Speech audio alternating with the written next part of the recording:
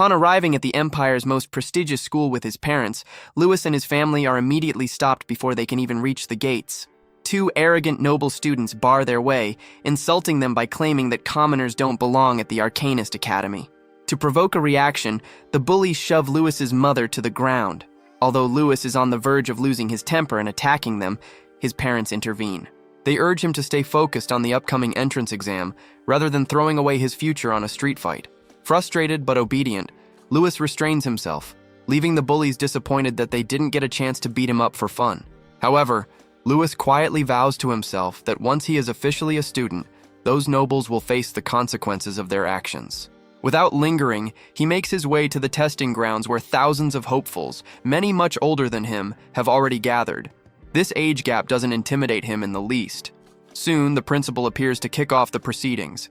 He explains that the initial challenge involves climbing a set of stairs guarded by senior students. Only 1,000 passes are available on a first-come, first-served basis, meaning the test ends the moment the last pass is claimed. As the exam begins, the crowd of applicants rushes forward, many underestimating the difficulty of the task. Their confidence is short-lived when a particularly cruel senior stands up and unleashes a terrifying dark red energy. This sudden burst of power overwhelms the applicants, knocking many to the floor as they are instantly disqualified. While the others are paralyzed by confusion and fear, Lewis remains calm. He realizes that the senior isn't physically attacking them, but rather using a powerful aura to crush their spirits. He explains to those around him that only those with a weak will are falling. The senior notices Lewis's composure and acknowledges his mental strength, yet he remains prejudiced, refusing to let a commoner succeed alongside the talented nobles. To stop him, the senior intensifies his aura, making it even more menacing. To Lewis, however, this supposed killing intent feels amateurish compared to the hardships and training he has already endured. With a smirk, he taps into his own martial arts prowess. He surges up the stairs, effortlessly cutting through the senior's pressure with his own ironclad resolve, fueled by a burning desire to show the nobility what true power looks like. Lewis lunges directly at the senior student, pulling back his fist as if to strike, while the crowd of onlookers watches in absolute terror. Even the senior is stunned that a commoner managed to break through his aura. However, Lewis halts his fist just inches from the senior's face, noting that the older student is now visibly sweating. A collective gasp ripples through the crowd. Everyone is shocked that a boy barely 13 or 14 years old possesses the raw strength to not only withstand a killing intent, but also launch a counterattack without using a single drop of magic. Ignoring the surrounding amazement, Lewis simply walks past the senior to collect his exam pass, grumbling about how exhausted he is by the whole ordeal. The senior, however, is furious at being disrespected. He swings a punch at Lewis in a fit of rage, but the boy blocks the strike effortlessly. This second display of skill leaves the senior deeply unsettled, unable to comprehend how a commoner could stop his attack without magical assistance. Before the situation escalates further, the principal steps in to de-escalate. He officially announces Lewis as the first person to pass the exam and reminds the gathered students that the academy treats everyone as equals, emphasizing their shared humanity over social status. Following this declaration, the senior bows in submission, and Lewis acknowledges the principal with a nod. When the principal approaches to congratulate him, he suddenly pauses, noting that the color of Lewis's hair is quite troubling. Though he refuses to explain further, his words trigger a sharp sense of alarm in Lewis. When the boy tries to press for more information, the principal cuts him off and leans in close, his expression turning serious. He warns Lewis that if he is admitted, the principal will personally create a potion to mask his unique physical traits. Confused and suspicious that this might be some kind of psychological test, Lewis decides to put the mystery aside for the moment, to focus on the challenges ahead. As Lewis walks away, the noble he humiliated earlier watches from a distance, fuming with resentment. He is particularly bitter that the principal broke tradition to intervene on behalf of a commoner and vows to get his revenge. Meanwhile, the successful candidates are moved to an indoor arena for the second phase of the exam. The numbers have dwindled from 20,000 to just 1,000, and nearly all the remaining applicants are nobles who have benefited from years of elite training. While Lewis is walking at the back of the group, another noble bully intentionally bumps into him. The noble sneers, warning Lewis that no one will be there to save him next time, and tosses out a classist insult. His follower joins in, claiming that Lewis only survived the first round because the principal interfered. This time, Lewis doesn't stay silent. He calmly retorts that the noble is a fool, pointing out that the principal's judgment is far superior to that of a low-ranking noble like him. Insulted by Lewis's response, the bully threatens to knock him unconscious, but Lewis only answers with a smirk. This reaction pushes the noble over the edge. He swings a punch at Lewis's face, but our hero dodges at the very last moment. Using a precise martial arts maneuver known as Meridian Severance, a strike that disrupts internal energy flow, Lewis sends the noble flying through the air. As the bully's friends rush to help him, the entire room focuses on the scene. The defeated noble, struggling to get up, realizes with terror that his body is barely responding and his arm feels completely numb. He immediately accuses Lewis of using poison and threatens to involve the authorities. Lewis calmly dismisses the accusation, explaining that he used nothing but pure martial arts. While Lewis had promised his mother to stay out of trouble, he has his limits. He believes that anyone who strikes another must be prepared to be struck in return. Just as Lewis prepares to deliver another blow, a young man named Lord Kane intervenes by grabbing his arm. Kane warns him that continuing the fight will lead to disqualification, as the exam is still ongoing. Realizing Kane is right, Lewis pulls his arm away and gives him an annoyed glance before turning his back. Kane then turns his cold, intimidating gaze toward the loud-mouthed bullies, ordering them to be silent and retreat. Though they obey, their eyes are still full of spite. Lewis remains skeptical of Kane, assuming he is just another noble using his high status to boss others around. However, Kane surprises him by praising his strength and bravery, even offering to form a team together.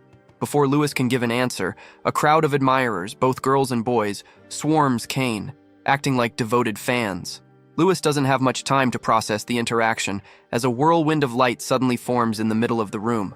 Principal Smith appears within the vortex to announce that the second phase of the test will measure their power. Almost instantly, a mysterious glow appears on the chests of all the applicants. While most are confused, Kane quickly identifies the phenomenon as an Earth attribute ability. A split second later, an overwhelming gravitational force hits everyone in the room. Their bodies feel incredibly heavy, as if they are pinned down by massive weights, and many of the students find it nearly impossible to remain standing. Even the formidable Kane has to grit his teeth, struggling against the gravity to remain upright. However, he is soon stunned by an unbelievable sight. Someone is moving forward as if the pressure doesn't exist. Forcing his gaze upward, Kane sees Lewis casually walking toward the stage, fully prepared for whatever comes next. This display of ease catches Principal Smith by surprise, though a look of genuine satisfaction crosses his face as he watches Lewis take the lead once again.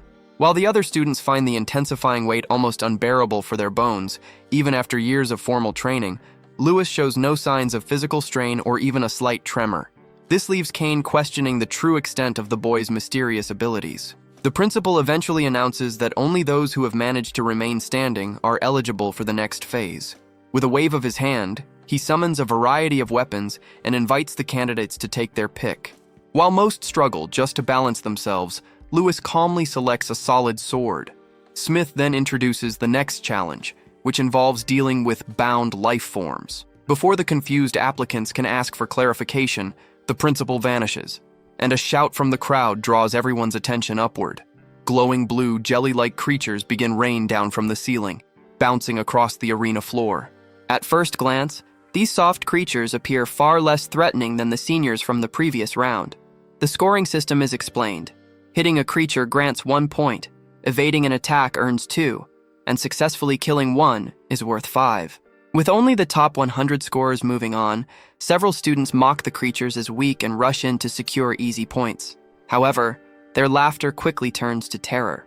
The moment they are touched, the slimes become incredibly aggressive, moving with deceptive speed and striking the applicants with massive force.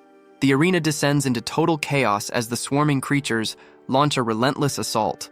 High above the battlefield, Principal Smith and his team of senior examiners monitor the progress. One examiner points out that the group includes several elite talents from powerful lineages, such as the Oranka and Durahan families. She also highlights a few suspicious participants, specifically mentioning the boy who took first place in the opening round. Hearing this, Principal Smith simply smiles, admitting that he finds that particular student very intriguing. The examiner notes with concern that Lewis has been standing still for some time, suggesting he might be falling behind. Many of the other candidates notice his inactivity as well, mistakenly assuming that he has finally reached his limit and given up. However, Louis is far from finished. He stands with his back slightly turned, perfectly aware of his surroundings even as a slime lunges toward him.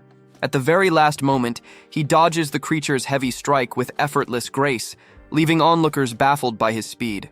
As multiple slimes begin to spark with energy and charge at him simultaneously, it becomes clear that Louis is relying on intense preparation from his past. This level of skill is the result of a specific theory Louis developed in his previous life. He believed that by training his mind to bridge the gap between the parietal lobe and the cerebellum more efficiently, he could calculate attack paths and react to them instantly.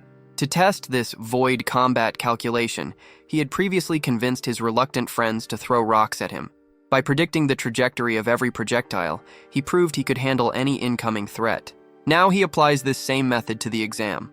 Since the slimes can only move in straight lines, their movements are easy for him to map out. He earns 8 points in a matter of seconds just by shifting his weight to avoid them. Deciding to go on the offensive, Louis draws his sword and executes a technique called Force Slash, cleanly bisecting the creatures to rack up even more points. His surgical precision shocks everyone, including the examiners, who look to Principal Smith for an explanation. Kane, watching the display, is thrilled to realize that Louis isn't just a lucky commoner, but a highly skilled martial artist. Seeing an opportunity, Kane decides that forming an alliance with Louis would be incredibly beneficial. As Louis prepares to take down another target, Kane suddenly intervenes, causing their weapons to clash over the same slime. Louis frowns, suspecting the noble is trying to steal his points, but Kane quickly clarifies that he is only taking points from their competitors, not from Louis himself. After properly introducing himself, Kane formally proposes that they work as a team to gather points together. Louis, however, remains hesitant, knowing that genuine trust is a rare commodity in such a competitive environment. Kane flashes a grin and proposes a challenge. They should turn the test into a competition to see who can rack up the most points. Intrigued, Louis agrees to the bet, adding a condition that the loser must follow any command the winner gives. Gripping his sword tightly, he declares his intention to reveal his true capabilities. As the two stand back-to-back in the arena, a group of envious nobles spots an opportunity to take out the commoner while still scoring points. One of them fires a volley of arrows directly at Louis. While the crowd gasps, expecting him to be struck, Louis remains perfectly still. To everyone's disbelief, he has caught all 3 arrows mid-air with his bare hands. Kane, furious that the others are resorting to such dirty tactics, checks if Louis is okay. The archer, feeling insulted when Kane calls his behavior disgraceful, responds by activating a magical technique known as double arrow edge. He fires again, and while Kane manages to slice most of the projectiles out of the sky, one arrow slips past his guard and speeds toward him. Kane braces for the impact, expecting to be wounded, but the blow never lands. Opening his eyes, he finds Louis standing in front of him, firmly holding the blood-slicked arrow. Despite his hand oozing blood, Louis calmly tells Kane to relax, pointing out that the attack was actually intended for him from the start.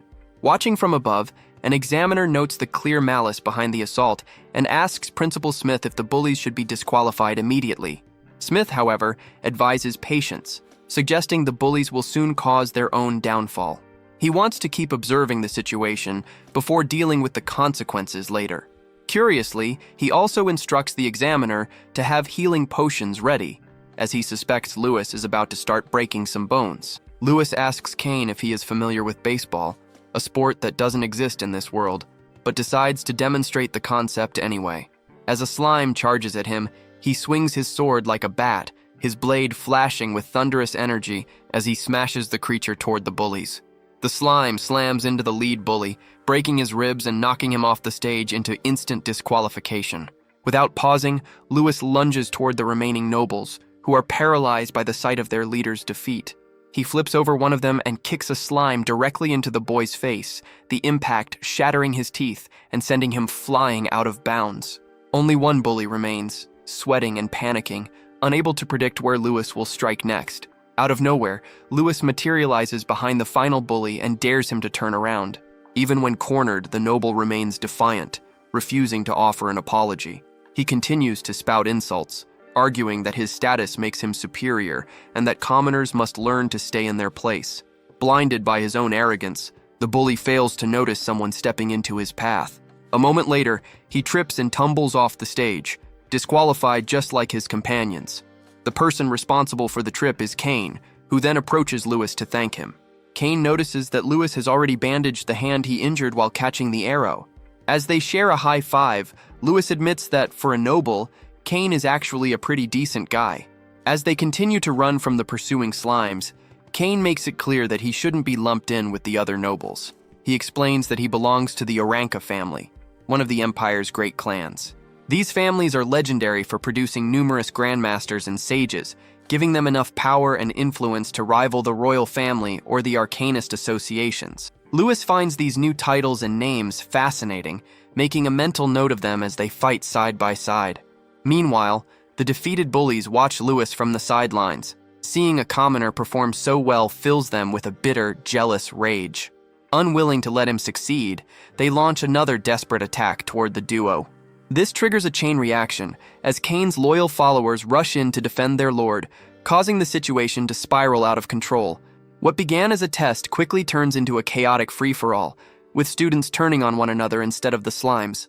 Nearby, a girl named Faye finds the developing carnage entertaining and calls her friend Miliana over to help her challenge the other nobles. While Lewis continues to use his martial arts to evade the slimes, he realizes that his high score is making him a target for more trouble. He notices Miliana cutting through opponents with ease, while Faye fights with impressive skill. Beside them, a red-haired boy named Neil Gunn seems to be losing himself in the violence. Swinging a massive hammer and punching people aside, Neil shouts that fighting his peers is far more enjoyable than chasing slimes, leaving a trail of exhausted opponents in his wake. High above the arena, the examiners watch the brawl with growing concern. One of them suggests that they should intervene before too many noble students are disqualified, but Principal Smith firmly disagrees. He tells his staff to stay back, claiming that watching such young talents clash with one another is far more entertaining than a standard exam. One of the staff members points out that disqualifying a large number of noble students might lead to complications, but Principal Smith remains unfazed. He dismisses the concern entirely, stating that he is indifferent to public opinion and is more interested in seeing how the situation unfolds. Suddenly, he steps into the arena and declares the second test over. He explains that official rankings will be posted shortly and lifts the heavy earth magic, allowing staff to hand out healing potions.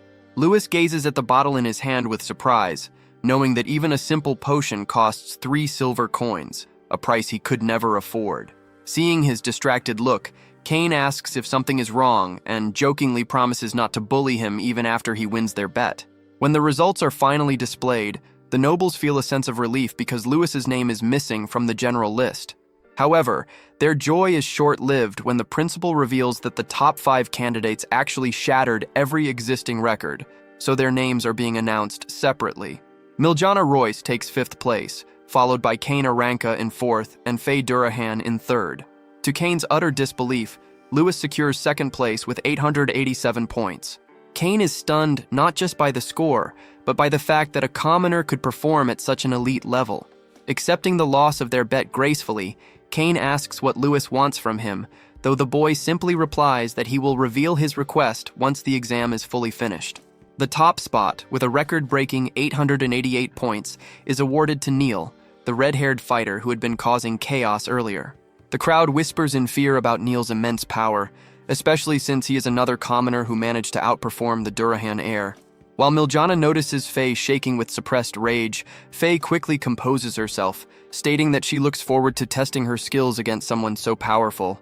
At the same time, many seniors are fuming, embarrassed that the new generation of nobles was outperformed by low-born students. An examiner points out that having a commoner in 2nd place is something that hasn't happened since the academy was founded. He adds that, surprisingly, both of the top scorers come from an orphanage. Principal Smith clarifies that the Arcanist Association supports these orphanages because they believe true talent is found among the common people rather than being tied to social status. As the successful candidates head to the next testing site, Kane notes how close the score was and wonders who would actually win in a real fight between Lewis and Neil. Lewis, however, remains indifferent and shows no interest in answering the question. The final stage of the entrance exam takes the group to the Academy's training grounds, where Principal Smith explains that the last hurdle is a survival-based battle royale. Each student receives an emblem, and the objective is simple: collect as many as possible by any means necessary. Those who lose their own emblem are instantly out, and only the 10 people with the highest scores will be admitted to the school. Before the chaos begins, Kane tells Lewis that they should split up for the time being. He warns his friend that the top-ranked students from the previous round will likely be hunted, so he must stay sharp. Lewis, acknowledging that the ranking announcement was likely a deliberate attempt to put a target on their backs, vows to survive at any cost. Smith simply smirks at this, challenging everyone to prove their worth, as only the strongest will remain. As Lewis makes his way through the forest, he reflects on how close he is to his goal. His thoughts are interrupted when a noble blocks his path, claiming that Lewis insulted the entire nobility during the last test. Turning around, Lewis finds himself surrounded by 2 more bullies. While it might look like he is in trouble without anyone to defend him, the reality is that the bullies are the ones in danger. From above, an archer perched in a tree aims at him, leading Lewis to suspect that the academy staff might have leaked his position to stir up more conflict. The group launches a coordinated assault, but Lewis expertly evades their strikes. However, he is momentarily caught off guard by a powerful, unfamiliar energy attack that he is forced to parry with his sword. One of his opponents mocks him for his lack of magic as more enchanted arrows fly toward him. Yet his frustration grows as Lewis continues to dodge effortlessly. Though he is slightly on edge because magic doesn't follow the same predictable paths as physical objects, Lewis falls back on his advanced martial arts. He employs a technique known as sen no sen, which allows him to strike before his opponent can finish their move, turning their own momentum against them. When the leader orders everyone to attack at once, Lewis remains calm. He weaves through the crowd, skillfully redirecting their strikes so that the bullies end up hitting one another.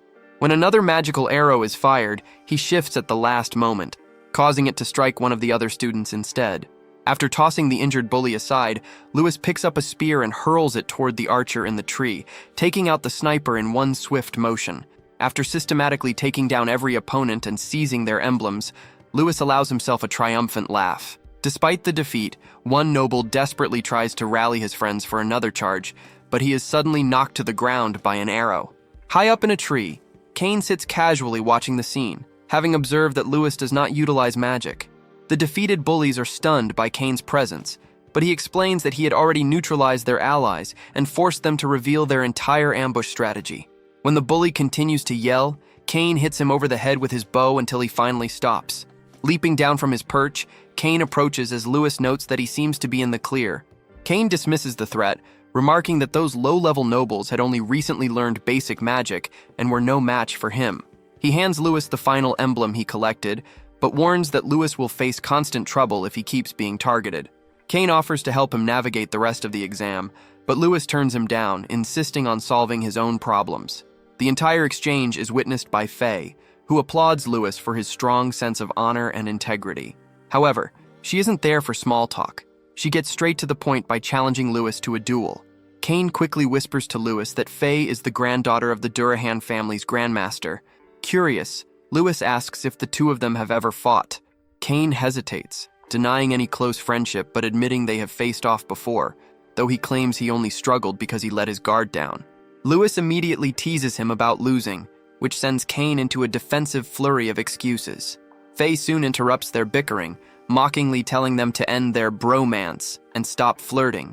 She repeats her challenge, while Kane warns Lewis that Faye is already at the apprentice stage in magic, an impressively high level for someone their age.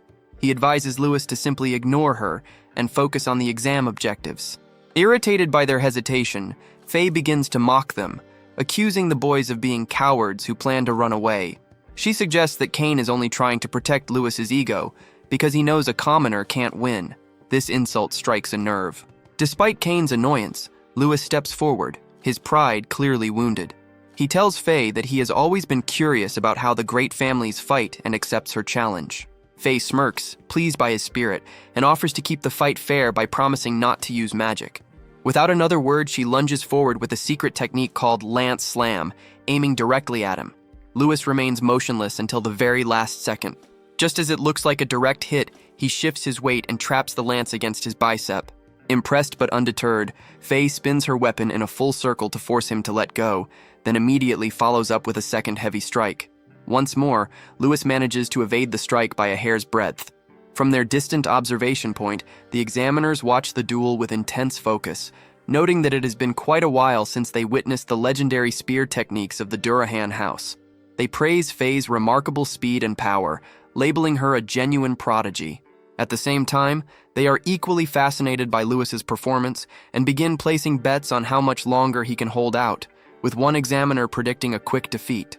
When asked for his opinion, the principal admits his fondness for the boy, but argues that Lewis lacks the necessary experience to win. He explains that a true battle is a collision of physical strength and mental resolve, and currently, Faye holds the upper hand. Back on the battlefield, the air is thick with dust as Faye lunges relentlessly at her opponent. Lewis remains on the defensive, successfully dodging every blow until he spots a brief gap in her rhythm. He strikes back with enough force to nearly dislodge the spear from her hands. Frustrated, Faye watches as he leaps over her and lands gracefully behind her. She admits her disbelief that he has managed to avoid every single one of her moves, noting that even Cain from the Oranka family couldn't do that. For Lewis, however, the task is simple. As long as he observes her movements with enough care, the difficulty fades away. In response to his composure, Faye raises the stakes by unleashing a secret technique called the Lance Crescent Fall. Lewis quickly analyzes the situation, recognizing that a spear's combination of sweeps, defense, and long-range suppression makes it a difficult weapon to counter. However, he also identifies a critical flaw. The spear is vulnerable in close-quarters combat. He realizes that his best chance is to wait for the perfect moment to close the distance and strike. When he finally sees an opening and moves in, Faye dodges instantly and counters by spinning her weapon into a localized tornado. The observers are stunned, noting that even the Durahan Grandmaster didn't master this magical spear fusion until the age of 16. It seems as though the boys are defeated, but Lewis still has a strategy in mind. He employs a defensive sword net technique, banking on the fact that spear maneuvers consume a massive amount of stamina. He knows that if he can maintain a perfect defense, Faye will eventually tire and leave herself exposed. What he fails to notice, however, is that his own blade is beginning to crack under the pressure. Faye grows increasingly annoyed by his persistence until Lewis finally sees the opening he was waiting for. He launches a decisive counterattack, but at that exact moment, his sword shatters into pieces. While the spectators and Lewis are stunned by his bad luck, Faye acknowledges the feat, admitting that his strike would have succeeded if his weapon had held together. Although Faye likely suspects that Lewis is holding back, he apologizes and explains that he has a habit of observing his opponents before committing to a full-fledged attack. Now that he has gathered enough information, the atmosphere shifts as he becomes truly serious. Faye argues that they cannot keep fighting since his sword is in pieces, but Lewis is unfazed, noting that he is actually more skilled in hand-to-hand combat. As they both prepare for the next exchange, Faye lunges with a spinning charge. Despite Cain's warning that a direct hit would be devastating, Lewis enters a state of deep focus and manages to halt the spear with his bare hands at the final second. The observers watching from a distance are baffled. Faye's technique is designed to pierce through any defense, yet it seemingly failed against Lewis's skin. Even Principal Smith is left speechless by the display. Faye, refusing to quit, uses a quick kick to loosen Lewis's grip and reclaim her weapon. She immediately follows up with a significantly more powerful assault, striking from multiple angles at once. However, from Lewis's perspective, time seems to have slowed down. Using only his hands, he deflects every single blow with calm precision. Principal Smith is genuinely shocked as he realizes that Lewis is countering the renowned Durahan spinning spear style with a method he has never witnessed before. To have a commoner neutralize one of the world's most famous techniques is extraordinary. When Lewis finally pushes her back with a counterattack, an angry Faye demands to know how he is doing it. Lewis explains honestly that he simply applies a counter twist at the moment of impact to negate the spear's rotation, though the technical explanation completely confuses her. Deciding that actions speak louder than words, Lewis begins to move toward her with an unpredictable rhythm. He employs a style called the butterfly step, a graceful footwork technique inspired by a legendary boxer, which allows him to move with rapid, light-footed agility. To Cain, watching from the sidelines, Lewis looks like a fluttering insect or a flickering illusion. Although he appears to be right in front of Faye, he vanishes every time she tries to strike, shifting to a new position as if he were flying. Finally, Lewis spots the perfect opening and lands a punch so powerful it sends Faye soaring backward. Cain is stunned by the sight, and even Principal Smith finds it hard to believe that a young boy could inflict such heavy damage on a member of the Durahan family. The observers note that very few people possess the skill to defeat Faye in physical combat without using magic, leading them to suspect that Lewis might be a genuine prodigy of hand-to-hand fighting. However, Faye is far from ready to quit. Consumed by rage, she stands back up and asserts that her lineage is defined by an indomitable fighting spirit that won't allow such an easy defeat. To Lewis's surprise, she tosses her spear aside, deciding to meet him in a direct brawl. As she lunges forward, Lewis relies on martial arts like Wing Chun and Pak Sao to ward off her crushing fist technique. Despite his skill, Faye manages to land a blow that injures his hand, but rather than reacting with anger, Lewis simply smiles and ignores the pain. Faye continues her assault, reminding him of her family's strength as she upgrades her attack to the 3rd level of her crushing fist. This time, Lewis is prepared and switches to boxing maneuvers, leading to a fierce exchange of blows. A sense of exhilaration washes over him as a darker side of his personality begins to surface. He doesn't fight out of a desire for violence, but out of the pure joy of pushing his physical limits. His presence becomes increasingly menacing as he moves into Faye's personal space, releasing a dangerous aura that causes her to freeze momentarily. Although she tries to guard herself, Lewis delivers a strike so powerful it sends her crashing into a tree. While Principal Smith watches with deep concern, troubled by the nature of the technique Lewis is using, the other students are in a state of shock. Some of the bullies who had plotted against him earlier begin to shiver and feel physically ill, overwhelmed by the intensity of the boy's aura. They are filled with a mix of fury and fear, realizing they have vastly underestimated a commoner's potential. One student, struggling with a sense of nausea, decides that Lewis is a threat that must be eliminated immediately. If the legends about such power are true, they believe he cannot be allowed to survive. From their perspective, Lewis looks like a man possessed as he relentlessly pursues the exhausted and wounded Faye.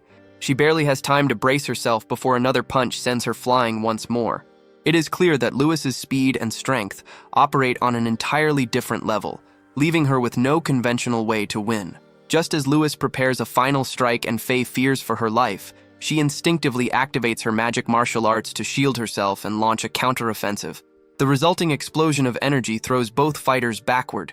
In an instant, the darkness fades, and Lewis returns to his usual calm demeanor. As he looks at his bloodied hands and contemplates the sheer force of magic, Kane rushes to his side to check if he is okay. Lewis confirms that he is okay, though he expresses doubt about Faye's condition. At that moment, the group of nobles who had been lurking in the shadows steps out to confront them. They point out that Lewis's emblem has been incinerated, which, according to the rules, means he is officially disqualified. Looking down, Lewis sees that the emblem is indeed nothing but ashes.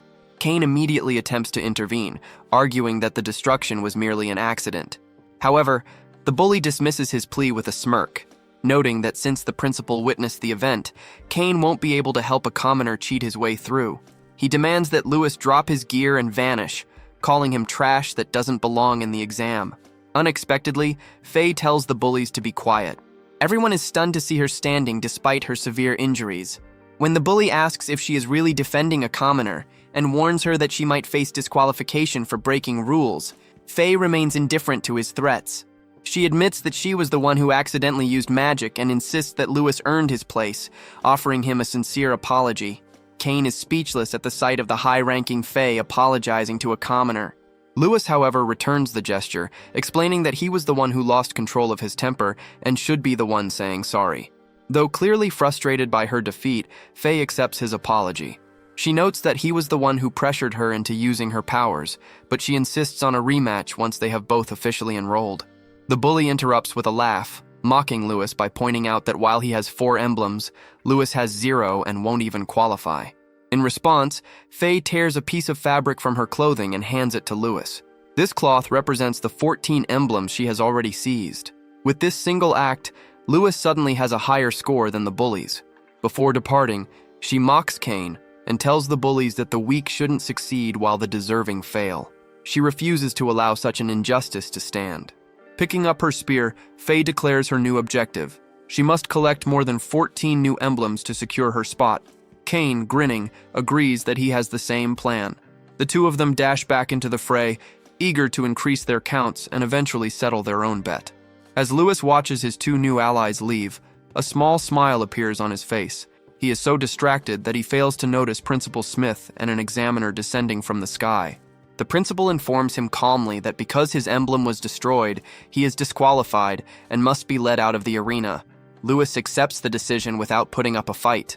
Meanwhile, the bully fumes with rage, telling his friend that he never wants to see Lewis again.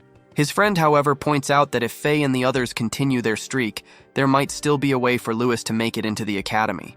Blinded by his own resentment, the bully is unable to think logically and begins to entertain a dark idea. He reasons that if an applicant were to die in a freak accident during the test, nobody would find it suspicious, particularly if the victim was just a commoner. His friend silently agrees, still shaken by the terrifying aura Lewis had displayed earlier. He is certain that something unnatural and dark resides within the boy. Meanwhile, Lewis turns in his emblems to the examiner, reflecting on the fact that while his martial arts are effective, they still struggle against the raw power of magic. He had hoped to attend the academy specifically to learn how to merge these two disciplines, but achieving that goal now feels nearly impossible. Later that evening, as he makes his way home, Lewis worries about his tattered and filthy clothes, imagining how much his mother will fret over his state. He is busy debating whether he should be honest with her or simply make up an excuse when he fails to notice a hooded figure approaching. Suddenly, the ninja strikes, stabbing him from behind. Lewis reacts with lightning speed, kicking the assailant away. When the assassin asks how he sensed the attack, Lewis explains that he can detect the scent of blood and murderous intent from a distance. A second attacker appears, mocking him for remaining so composed in the face of death. Lewis realizes these opponents are highly skilled and decides he must give his all, especially since a third, even more dangerous figure is observing the fight from a distance. The first ninja lunges forward with a dagger, but Lewis effortlessly evades every thrust. He quickly disarms the attacker, sending him crashing to the floor. Even when the ninja tries a desperate kick, Lewis blocks it, forcing the man to retreat and regroup with his allies. Impressed, the assassin remarks that Lewis's superhuman reflexes and fighting style match the information they were given. When Lewis questions the source of this intelligence, the ninja admits that while his hand-to-hand combat is impressive for an apprentice, it won't save him from magic. The attackers then move into a tactical formation, combining crossbows with wind-based spells. Lewis is nearly caught by the assault as magical arrows shred the trees behind him, recognizing them as the same type of wind projectiles the bullies used earlier. Realizing his life is truly at stake, he activates a special breathing technique. By tapping into the internal energy within his body, he enhances his physical limits and awakens his hidden potential. With this burst of speed and power, he charges at his foes, moving so quickly that the ninjas lose sight of him as he kicks and rolls through their magical barrage. Lewis is performing exceptionally well until a ninja abruptly intercepts his move, causing a sharp sting of pain to shoot through his hand. At that moment, he understands that the formidable aura he had sensed earlier belonged to a truly dangerous opponent. Finding himself encircled by assassins, he is forced into a desperate defensive position. Despite his best efforts, several magical arrows eventually find their mark, knocking him to the floor. The ninjas feel a sense of relief, as the effort of trying to hit such a fast target has left them exhausted. They are genuinely shocked that a commoner could be significantly more difficult to handle than a typical apprentice. Thinking the fight is over, one of the attackers moves closer, unaware that Lewis is merely faking unconsciousness. Suddenly, the boy springs to life and strikes the ninja in the throat with his fingers, throwing him backward. The lead ninja is surprised that someone so young could have the presence of mind to use such a classic trick, yet he remains impressed by Lewis's calm. Lewis then points a crossbow at the leader, questioning how he can remain so indifferent while his followers die before his eyes. The boss coldly dismisses them as worthless trash before effortlessly blocking the arrows Lewis fires at him. The leader then summons a massive magical hammer, admitting that he would have enjoyed taking Lewis on as a student if it weren't for the specific orders he received. He swings the heavy weapon, and though Lewis manages a last-second block, the force sends him tumbling through the air. The boss doesn't let up. He flies toward the mid-air boy and strikes him again, slamming him violently into the dirt. As he attacks, he acknowledges that Lewis's skills are superior to those of an apprentice, but reminds him that he is still just a novice who cannot hope to compete with a high-ranking warrior. As Lewis lies in the dust, the assassin rushes in to finish the job, but he suddenly hesitates, sensing that something is off. When the air clears, he is stunned to see Lewis already back in a fighting stance. Driven by an unbreakable will and the refusal to die, Lewis prepares for the next assault. The ninja, now more determined than ever, uses a martial arcane technique called the Celestial Hammer to hurl a massive, coffin-shaped rock at the boy. Facing certain death, Lewis's mind fills with thoughts of his family and the life he wants to lead. He thinks about his desire to master magic, protect his loved ones, and rewrite his own destiny. These powerful emotions trigger a transformation within him, causing that same dark, intense aura from before to resurface. Instead of trying to hide behind a defense, Lewis decides to meet the attack head-on, fueled by the conviction that he will survive. His powerful punch claps against the stone hammer with incredible force, causing a massive explosion that shocks the assassin. When the smoke finally dissipates, Lewis is seen on the ground, struggling for breath. The ninja remains undeterred, though he is unsettled by the feeling that he is now facing an opponent of equal strength. Witnessing Lewis's true potential, the assassin finally realizes why his mysterious client wanted the boy dead. He moves in to deliver a finishing strike with his hammer, but a sudden tornado of lightning intervenes. The blast forces him back, and before he can recover, the swirling storm engulfs him, leaving him battered and broken. From the ground, Lewis watches in a daze as Principal Smith descends from the sky. While Lewis remains on high alert, the principal seems genuinely pleased, relieved that the boy managed to regain control over his inner darkness. Smith offers him a potent magic potion, which Lewis drinks to restore his energy. Once the lightning storm finally dissipates, the assassin collapses. Principal Smith approaches the fallen man, demanding to know who would dare attack one of his students. Surprisingly, the ninja shows a flicker of respect for the principal, but warns him that even a grand master cannot contain a monster like Lewis. He cryptically adds that this assault is merely the start of the boy's dark destiny. Before they can learn more, the ninja abruptly explodes. The principal initially struggles to process what happened, but concludes it must be the work of an assassin guild, likely a suicide pact to protect the person who put a bounty on Lewis's head. Though he hopes he is just being paranoid, the situation remains grim. Meanwhile, Lewis stands up, amazed by the efficacy of the advanced potion. His body, including his broken bones, feels entirely mended. When he asks why the principal is always there to rescue him, Smith simply promises to explain everything once they reach his home. Suddenly, a wave of panic hits Lewis as he realizes he has missed his curfew. Terrified of his mother's reaction, he sprints toward his house with more speed than he used during his actual battles. Back at the scene, Principal Smith summons a magical snake named Skyly to dispose of the remains before following the boy. In the town of Mantia, located in the northern Candria Empire, a tense scene unfolds outside the orphanage. Two thugs are harassing Lachiella, accusing her of stealing tax money and threatening to swindle her. Despite her insistence that she is only looking out for the children, the gangsters mock her and prepare to attack. Just as one of them reaches out for her, a sudden kick sends him flying, knocking out his teeth. Lewis has arrived just in time to protect his mother. While Lachiella is overjoyed to see him, her relief quickly turns to horror when she sees his state. Before Lewis can even check if she is unharmed, she begins frantically questioning him about his shredded clothes, the bloodstains, and why his face is covered.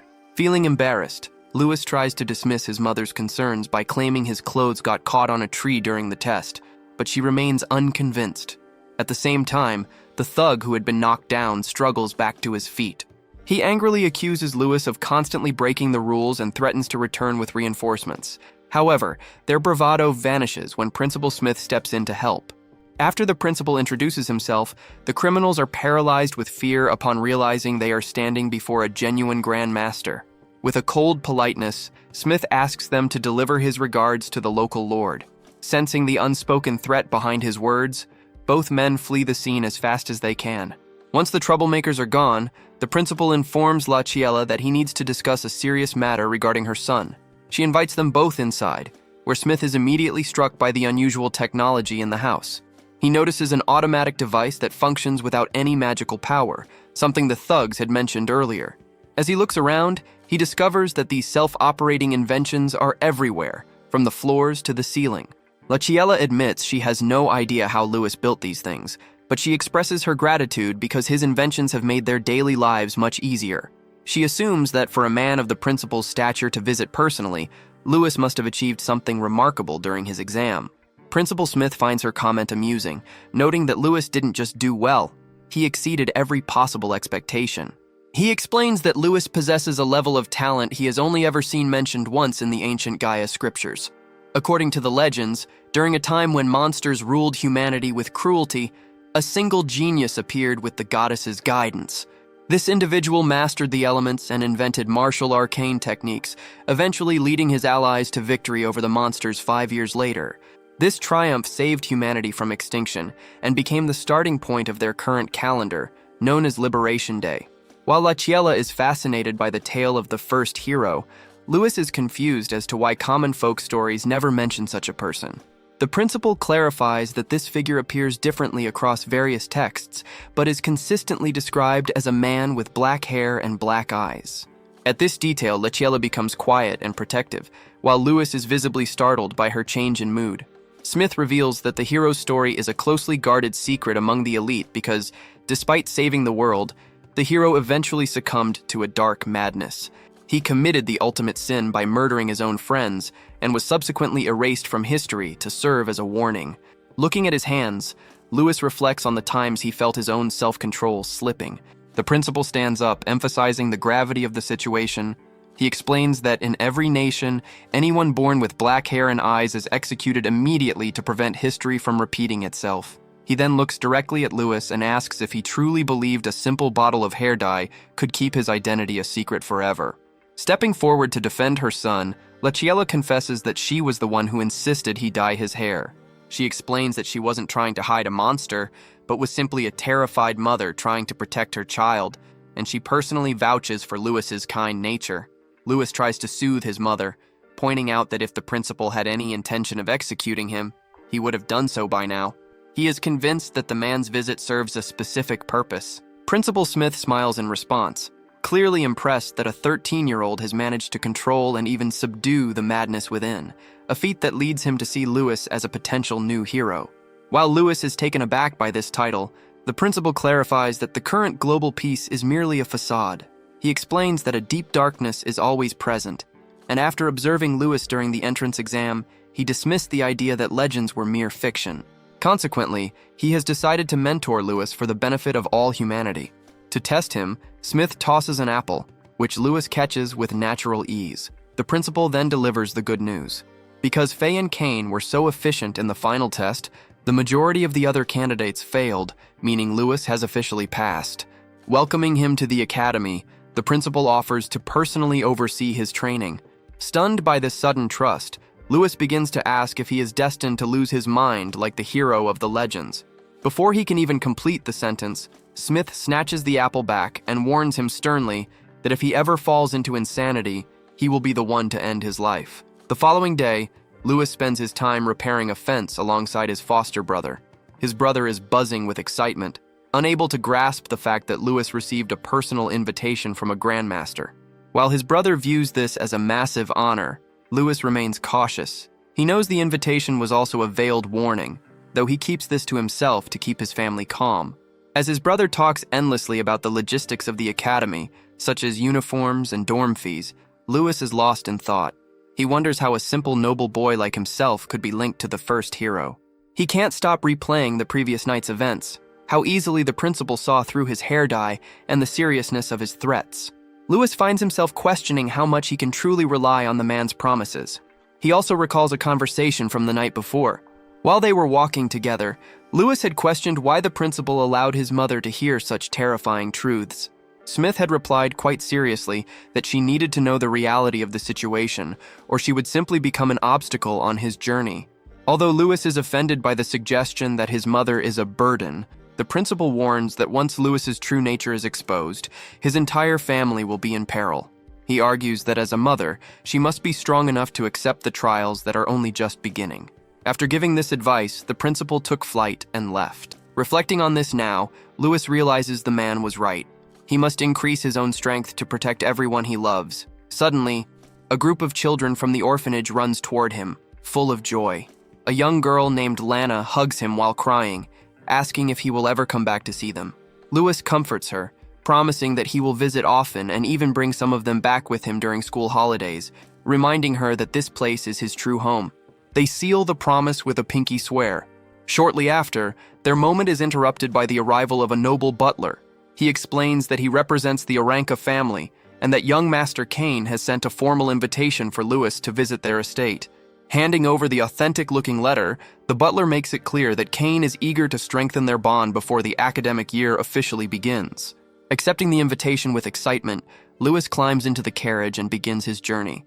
Upon arriving in the town of Harzan within the Kandria Empire, he steps out of the vehicle as the butler offers a respectful bow.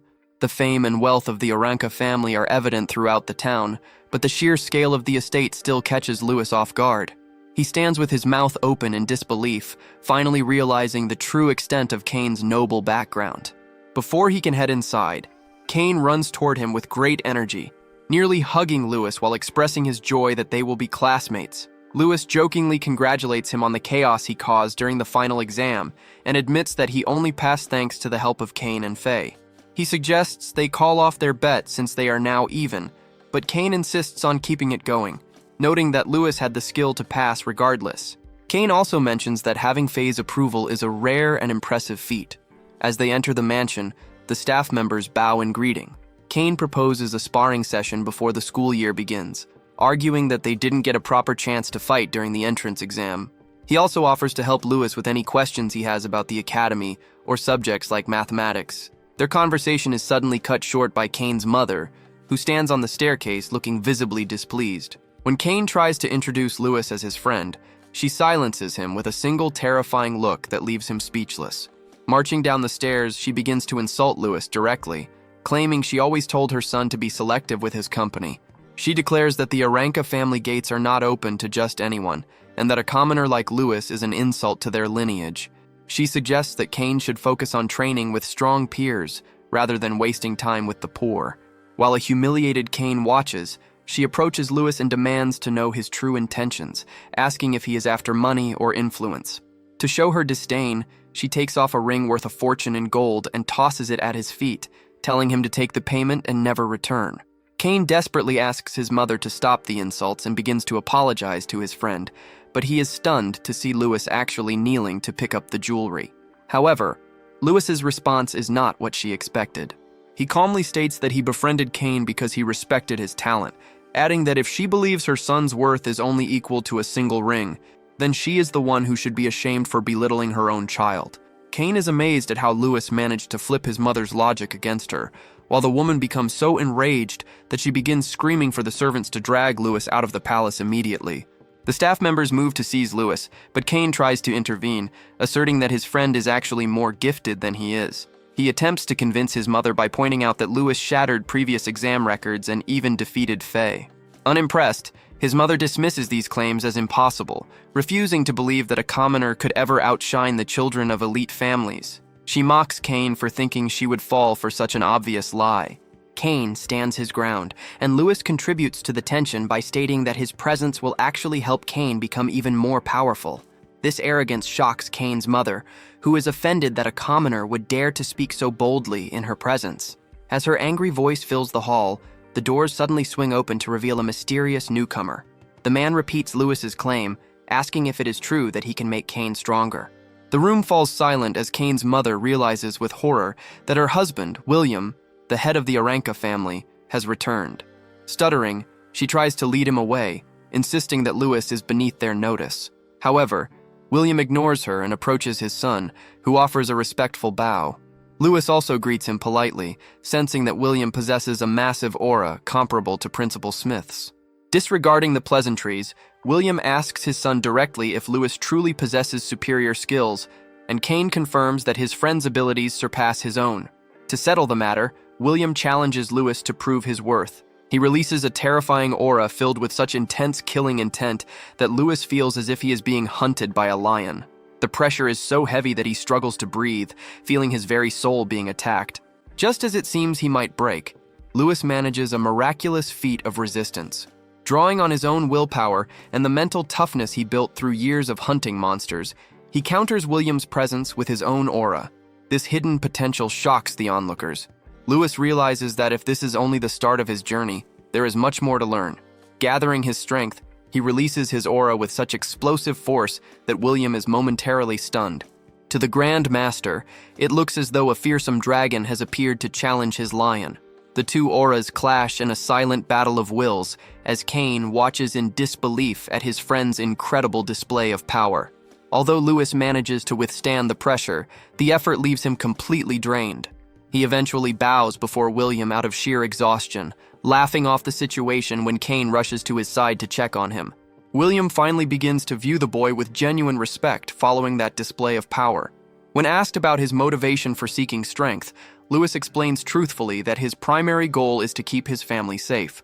Without further comment, William turns to depart, but not before telling his son that his resolve is lacking and that he ought to learn from Lewis. His wife, stunned by this remark, chases after him to beg him to reconsider, but William ignores her entirely. Although Kane feels a fleeting sense of pity watching his mother cower in fear of his father, he quickly moves past it and suggests to Lewis that they head to the training grounds to begin their session. Once they arrive at the practice field, Kane expresses his regret regarding his mother's insults and his parents' general conduct. Lewis brushes the apology aside, though he does comment that William's methods seem a bit intense. He tries to reassure his friend that there isn't much of a gap between them, but Kane sadly explains that such is the life of a high-ranking noble's son. He describes his father as a man who values only merit.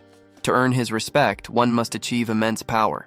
Kane even jokes that, at this rate, Lewis seems more like a true member of the Oranka family than he does. Even when Lewis suggests that the recent test was a father's unique way of showing affection, Kane remains unconvinced. Staring up at the sky, Kane reflects on how distant the concept of love has always felt in his household. He realizes that his entire childhood was spent within the walls of the estate, a repetitive cycle of eating, sleeping, and relentless practice. His training began at a very young age, forcing him to battle creatures that were physically larger than he was. Because his father expected him to become a great sage like his grandfather, Kane spent his days swinging a sword simply to earn a moment of recognition. To him, the mansion has always felt more like a prison than a home. He recalls watching other children play joyfully with paper planes, while he was stuck fighting battles he barely understood. It often felt as though he needed permission just to breathe. Despite the constant praise from adults calling him young master, those titles felt like heavy chains around his neck. The more restricted he felt, the stronger his desire to escape and fly freely like a bird grew, yet he fears that dream is impossible in his current reality. Feeling too weak to confront or challenge his father, Kane believes his only option is to meet those high expectations. He continues to swing his sword, hoping that by becoming stronger, he will one day find the power to break his own chains. Moreover, Kane's father is a graduate of the very same academy they are about to join. Kane explains that his goal is to enroll, gain enough power to surpass his current limits, and finally secure the independence to live however he chooses. To seal this declaration, he draws his blade and points it at Lewis, telling him that he is relying on his help to become the best version of himself. Lewis accepts the challenge without hesitation. Meanwhile, William observes their duel from a distance and asks his butler for an update on the investigation into Lewis. The butler reports that Lewis is certainly not a normal child. During the entrance exam, he employed mysterious fighting styles that were completely unknown to the observers. He emphasizes that Lewis didn't just break records, he actually defeated Faye while she was using magic and he was not. The report also mentions that the principal holds the boy in high esteem, having even fought off an assassin guild to protect him the previous night. William concludes that Lewis is quite a troublemaker, but when his butler asks why he would allow his son to befriend someone so dangerous, William reveals his true strategy. He believes that since trouble leads to growth, Kane will only become stronger by facing the challenges that naturally follow Lewis. As William shares these thoughts, Lewis continues to dominate Kane in their practice match. Eventually, Kane draws his sword and urges Lewis to stop holding back. Watching them, William quietly admits that his son has a much better eye for judging character than he had initially given him credit for. Kane strikes with a magical wind lunge, but Lewis reacts with surgical precision. He not only blocks the attack, but launches a counterpunch so swiftly that Kane doesn't even see it coming. It is only when Lewis's finger lightly taps his skin that Kane realizes he has been bested. Lewis points out that while accelerating magic with more magic is a clever move, Kane's movements are currently too straight and predictable. Stunned that Lewis countered him so easily despite his magical advantage, Kane begins to understand how he managed to defeat Faye. However, Lewis suddenly drifts into a serious mood. When a confused Kane asks what he is thinking about, Lewis asks if Kane has ever noticed anything unusual or off about his own combat style. Kane admits that he hasn't noticed anything unusual, explaining that his methods are classified techniques handed down through the Oranka lineage. Even though his father and grandfather became powerful by mastering these exact skills, Lewis argues that those results aren't what he is talking about. He suggests that Kane might find a unique path for himself, one that deviates from the traditions of his ancestors, leaving Kane stunned by his friend's perspective. Lowering his sword, Lewis picks up a pair of daggers from the nearby weapon rack and turns back to Kane, asking if he feels like giving his father a real surprise.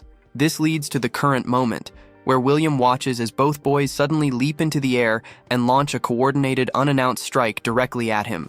Just moments before, Lewis had been providing Kane with a brief martial arts tutorial, emphasizing that speed is the ultimate weapon in combat. He clarified that true speed involves not just physical movement, but also reaction time and the ability to make split-second decisions. Reflecting on Kane's performance during the second exam, Lewis noted that while Kane's natural quickness works perfectly with his brain attribute support magic, thrusting techniques are notoriously hard to perfect. He pointed out that just because his grandfather was a master of the sword didn't mean Kane was obligated to follow that same road. Handing the daggers to Kane, Lewis explained that Kane's father likely hit a plateau in his growth because he restricted his own potential by simply copying a pre-existing style. To avoid making that same mistake and to unlock his true talent, Lewis argued that Kane needed to overhaul his fighting style completely. Kane embraced the idea, noting that Lewis was unlike any other noble he had met. He declared his willingness to try anything, even learning entirely new techniques, to gain his freedom. After sharing a laugh and a few cigarettes while finalizing their plan to showcase Kane's new determination by attacking his father, the two friends had launched their assault. Using his wind magic to gain momentum, Kane rushes toward William alongside Lewis. The butler is baffled by William's lack of a defensive reaction, but the Grand Master simply tells him to remain silent. As Kane closes in, William calmly parries and evades the strike, repeating the same effortless defense against Lewis.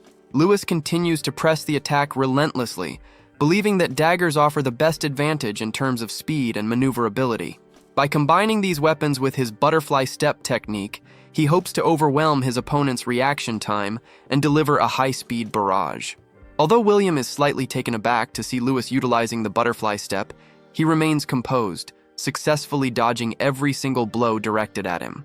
At the same time, Kane utilizes his wind magic to vault into the air, launching an assault on William from a different angle. Using daggers makes his body feel remarkably light, giving him the sensation of a bird in flight. He is not only fond of his new equipment, but also thrilled by how perfectly the daggers, his fighting style, and his wind magic merge to grant him newfound power.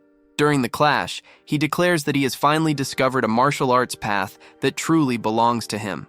William, however, decides that the game has gone on long enough and releases a burst of his aura, knocking both boys backward. He is furious that Kane would discard the traditional Oranka family techniques just to assert his independence, labeling his son's actions as naive. Despite the setback, Kane and Lewis quickly steady themselves and prepare a fresh assault, combining Lewis's rapid agility with Kane's wind-assisted speed. With a simple hand gesture, William stops a dagger mid-strike and shoves Kane back, calling him a coward as he pursues him. At that moment, Kane recalls Lewis's advice.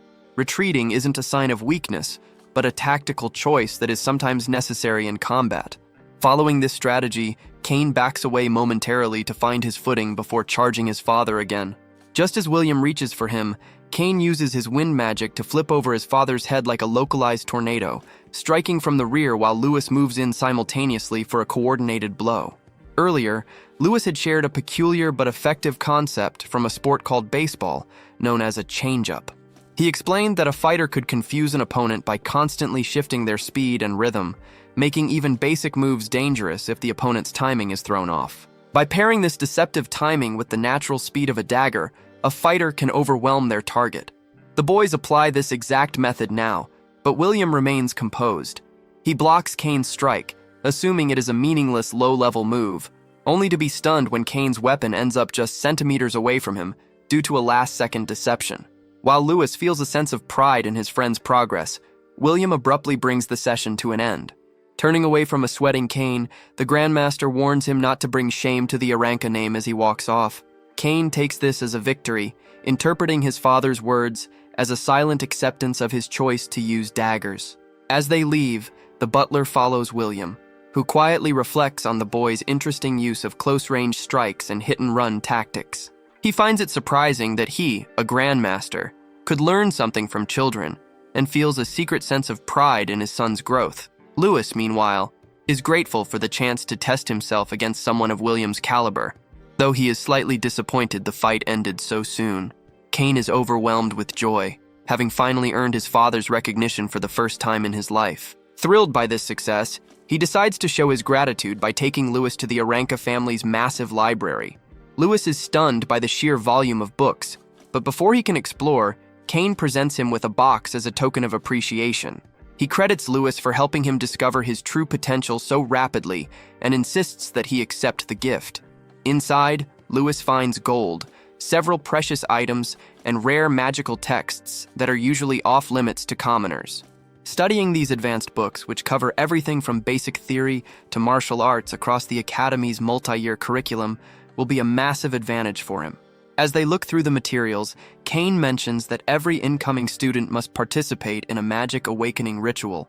When Lewis asks for clarification, Kane explains that this ceremony involves using a sacred statue of Gaia to sense the elements. While Kane performed his ritual at a temple, he notes that even noble families have to pay 10 gold coins for the privilege. Lewis is horrified by the cost, realizing that such an amount could sustain his entire orphanage for years.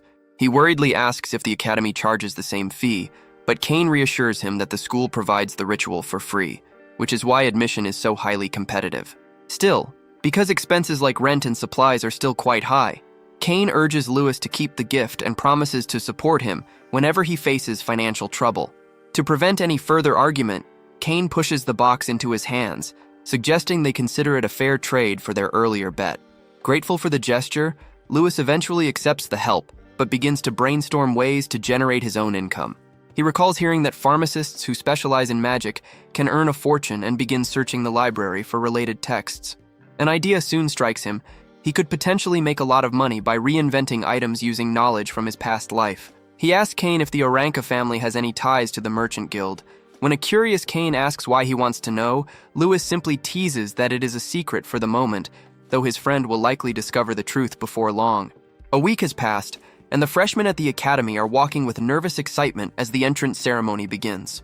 Among them is Lewis, who is genuinely thrilled that this day has finally come. His presence quickly catches the attention of an attractive senior girl, who is intrigued by his expensive scent. Noticing he is wearing a very trendy and costly cologne, she immediately assumes he must belong to a wealthy family, perhaps even that of a count.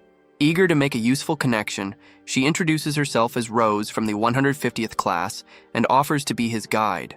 Lewis accepts her help and introduces himself, though Rose is puzzled by his surname, Grill.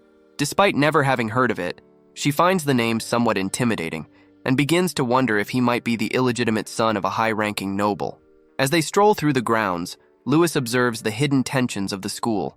He notes that while the campus appears calm, a fierce competition for resources exists behind the scenes, fueled by long-standing rivalries between imperial heirs and the great noble families. While diligent students can advance by earning credits, those who are targeted by rivals or fail their courses face immediate expulsion. Rose warns him that many eyes are already on him and that he must perform well to survive. When she asks about his family's financial backing, her physical closeness makes Lewis feel a bit flustered and uncertain of how to respond. Their conversation is suddenly interrupted by a student named Brian, who pulls Rose away and identifies Lewis as the record-breaking commoner from the entrance exam. Rose is visibly disappointed, realizing she has wasted her energy on a commoner regardless of his sophisticated scent.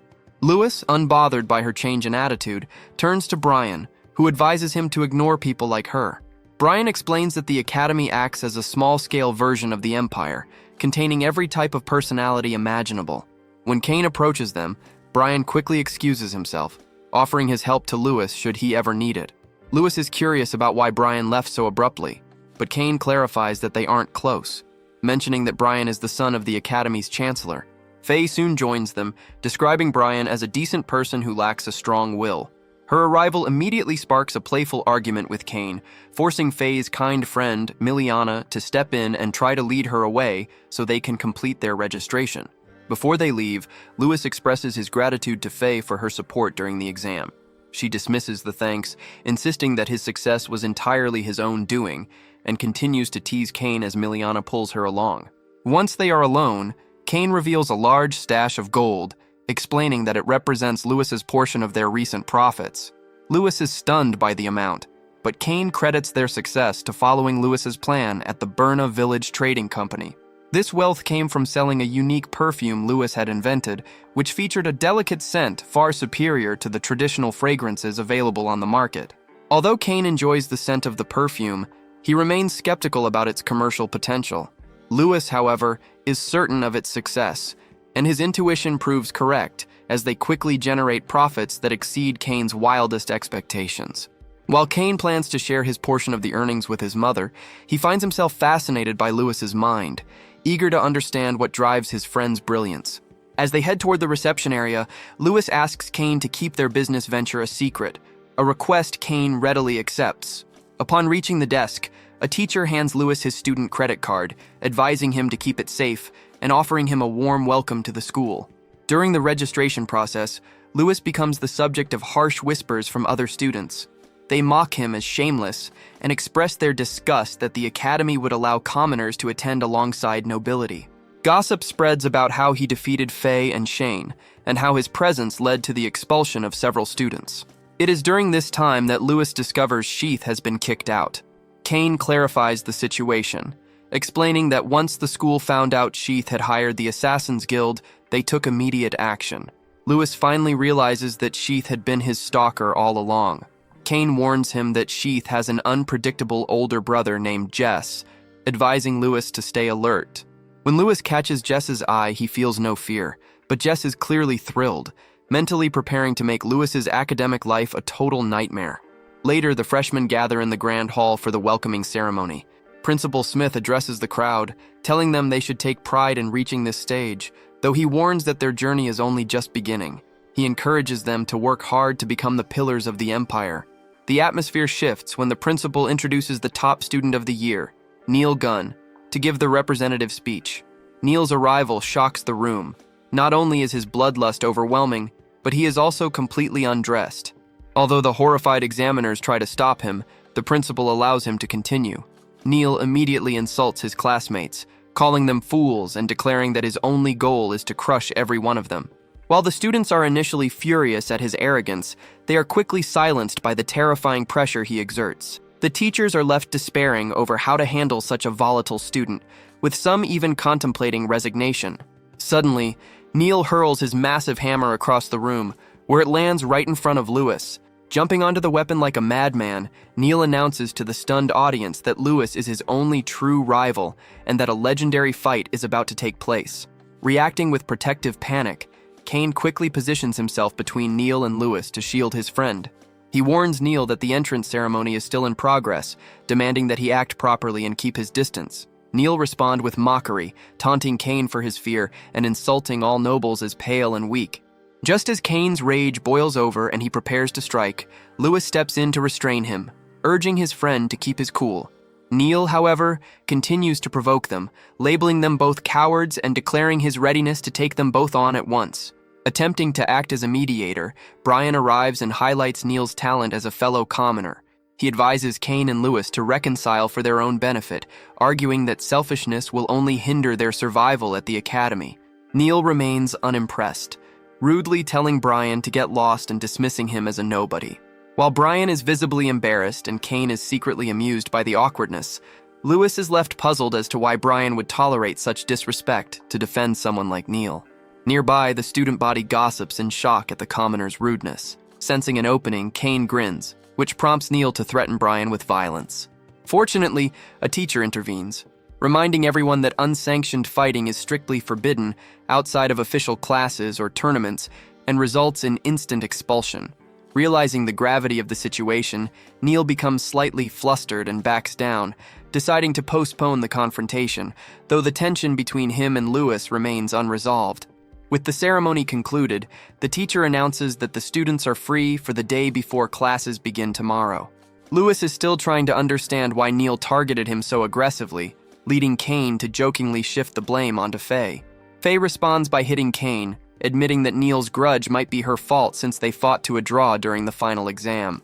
She notes that rumors of Neil losing to Lewis have only intensified the boy's desire for vengeance. Although Faye is relieved the situation didn't escalate further, Lewis assures her that he is fine. Their friendly moment is cut short when Kane drags Lewis away, pointing out that the other students are already staring at them with clear hostility. Later that day, the two friends visit the academy shop, where Lewis is stunned to see the exorbitant prices of basic goods. When a shopkeeper suggests that a fluffy feather pillow is a bargain at 30 silver coins, Lewis can't believe his ears. He slaps his forehead in frustration as she presents even more expensive options.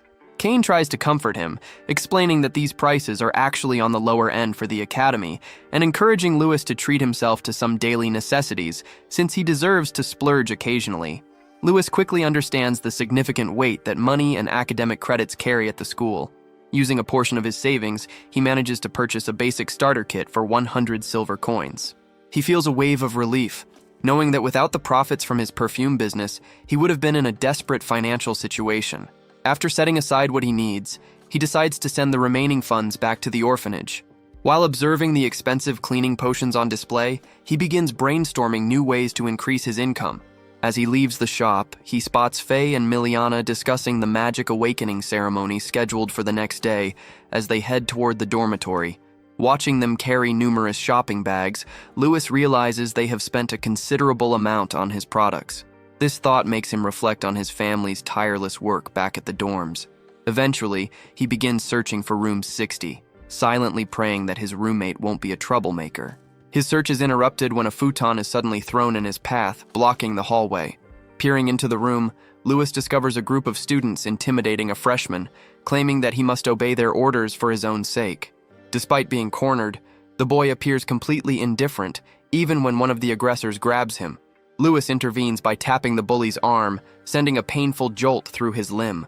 He sternly reminds the group that fighting is a reason for expulsion and asks if they are prepared to face that consequence. The bullies immediately act defensive, accusing Lewis of being the aggressor. When one student tries to attack, Lewis skillfully redirects the movement, causing the boy to accidentally strike his own friend and knock him down. Lewis smirks, pointing out that he hasn't actually laid a hand on anyone. The scene descends into confusion as Lewis uses precise kicks to make the bullies' legs jerk involuntarily, causing them to trip and collide with each other in pain.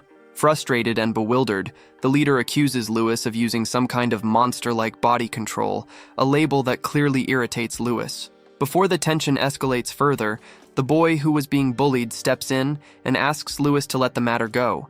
After delivering a final threat to ensure they won't return, Lewis allows the group to leave, and they flee while muttering empty warnings. As Lewis helps the freshman gather his things, he notices the name Kara Candace on the bedding. He attempts to start a friendly conversation, but the boy, who is painfully shy and a prime target for bullies, quickly vanishes. Reflecting on the chaos of his very first day, Lewis can only hope that tomorrow's ritual proceeds without any more trouble. In the shadows of the Great Hall, a few individuals secretly meddle with the surroundings, intent on placing obstacles in Lewis's way. The following morning, the freshmen and the rest of the student body assemble in the hall for the anticipated ceremony. Lewis arrives alongside his roommate, Kara, who remains as silent as ever, refusing to utter a single word to him. Standing prominently in the center of the room is an enormous monument dedicated to Gaia, the goddess of their world. A priest stationed at the base of the monument commands the crowd's attention, formally introducing the deity and recounting the ancient history of their land. He explains that while Gaia originally intended for humans and monsters to live together in harmony, the monsters eventually used their superior strength to oppress humanity. During that dark era, dragons dominated the air, behemoths controlled the land, and krakens ruled the oceans. The world became a landscape of violence and bloodshed as these creatures fought for supremacy, nearly wiping out the human race. Distressed by the chaos, Gaia decided to intervene by bestowing a divine blessing upon the magic-less humans. This gift allowed humanity to grasp the true essence of the four natural elements, water, earth, wind, and fire, which led to the birth of martial arts. Following centuries of brutal conflict, humans finally managed to overcome their oppressors and claim their place as the world's leaders. The priest reminds the students that they are the heirs to this legacy, possessing the potential to awaken the magical power of the world. Lewis pays close attention to the sermon, yet he realizes that the first hero mentioned previously by the principal is still missing from the official narrative. Nearby, Kara watches Lewis intensely, though he maintains his characteristic silence. The priest eventually approaches the two boys and directs them towards specific seats. Although confused, they follow his instructions. The priest warns that those with genuine talent will perceive the elements, but those who sense nothing are unfit for the academy. As he speaks, Lewis notices a subtle sense of hostility or tension directed at him by the man. After dismissing the initial crowd, the priest announces the start of the ceremony and tells everyone to sit. Lewis remains unsettled by the strange look he received, wondering if he had somehow bothered the priest. To begin the ritual, the priest names the four elements again and tells the students to focus their minds on sensing the power within them, promising that Gaia will guide their discovery. As he activates his magic, glowing symbols representing the elements appear in the corners of the hall. Brilliantly bright energy radiates from the statues, nearly blinding those present. Finally, a massive divine manifestation of the goddess Gaia takes shape above the gathered students. As the students cast their eyes upward, they find themselves in a breathtaking scene, feeling as though they are drifting through space amidst a sea of vibrant magical spheres. The process of elemental selection begins, with the various forces choosing students one after another, leading to a mix of joy and regret among the crowd. The atmosphere turns tense when a violent vortex suddenly swirls around one particular freshman, signaling that he has successfully awakened two separate attributes. Upon closer inspection, the audience is stunned to find that it is Neil, the commoner. His ability to tap into magical power so effortlessly leaves many questioning if he is a true prodigy. Clearly thrilled, Neil celebrates his dual mastery of fire and earth by arrogantly demanding that the others submit to his strength. After his display of power, Neil glances back to find Lewis still lost in silent meditation. Although he tells himself that someone who hasn't even sensed an element is unworthy of being his rival, he secretly wishes for Lewis to succeed. The rest of the students also watch Lewis with growing anticipation, yet they are confused when no elemental energy appears to gather around him. Lewis himself is becoming increasingly aggravated by his inability to feel anything. He wonders if his status as an outsider to this world is the cause, as he feels trapped within a heavy, suffocating shadow. He knows this shouldn't be the case, recalling the faint sensation of magic he perceived during his earlier duel with Cain. Feeling as though a thick fog is obscuring his spiritual vision, Lewis refuses to be defeated by this mysterious barrier. His resolve hardens, and the sheer force of his willpower generates a burst of energy that clears the darkness away.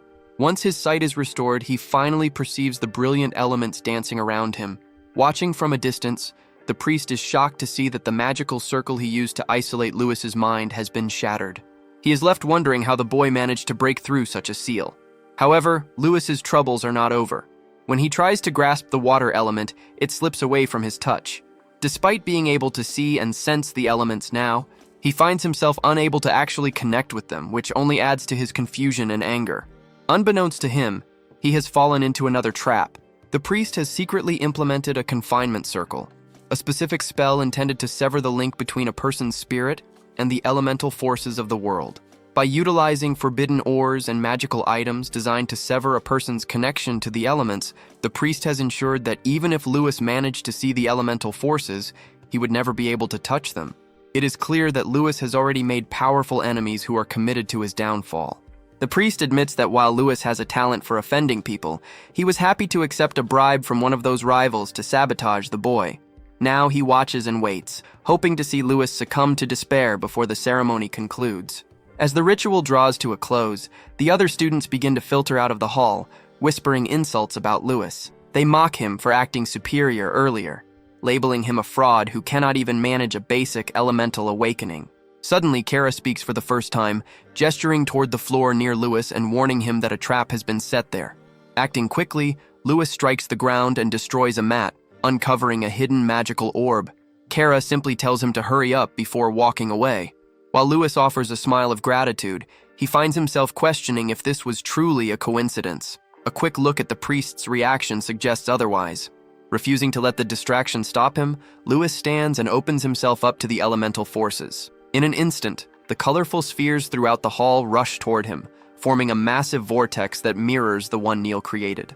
The surrounding students are baffled, unable to comprehend how two commoners could possess such overwhelming power.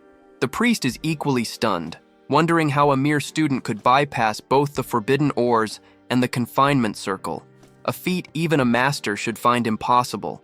His shock is interrupted when a hand lands firmly on his shoulder. Turning around, the priest finds himself face to face with an angry Principal Smith, who commands him to stand down and leave immediately.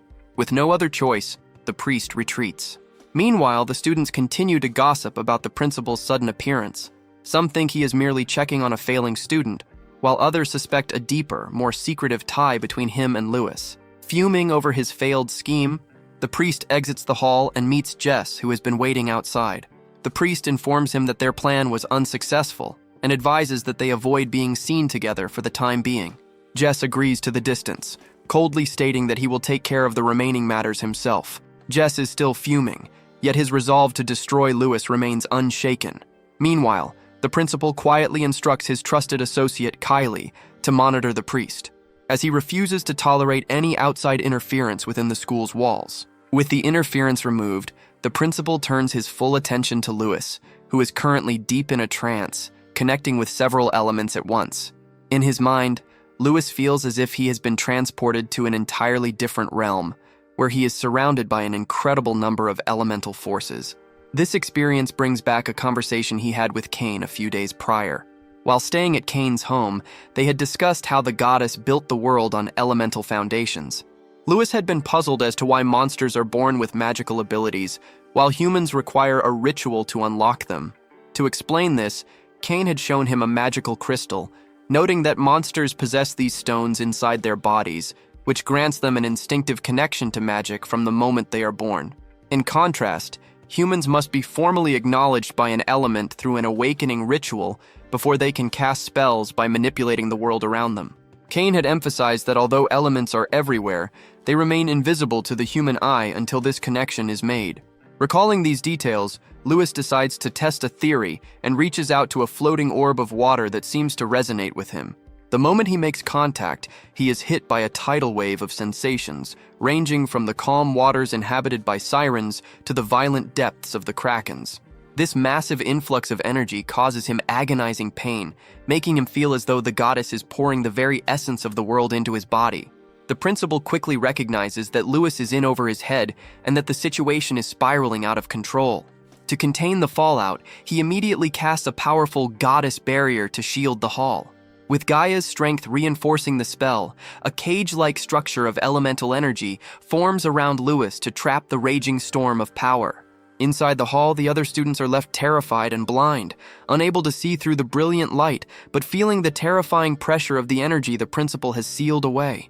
The principal tightly grips the shield, shouting for Lewis to find his focus and not let the surrounding chaos overwhelm him. Hearing the command, Lewis manages to collect himself, and the violent vortex gradually starts to settle.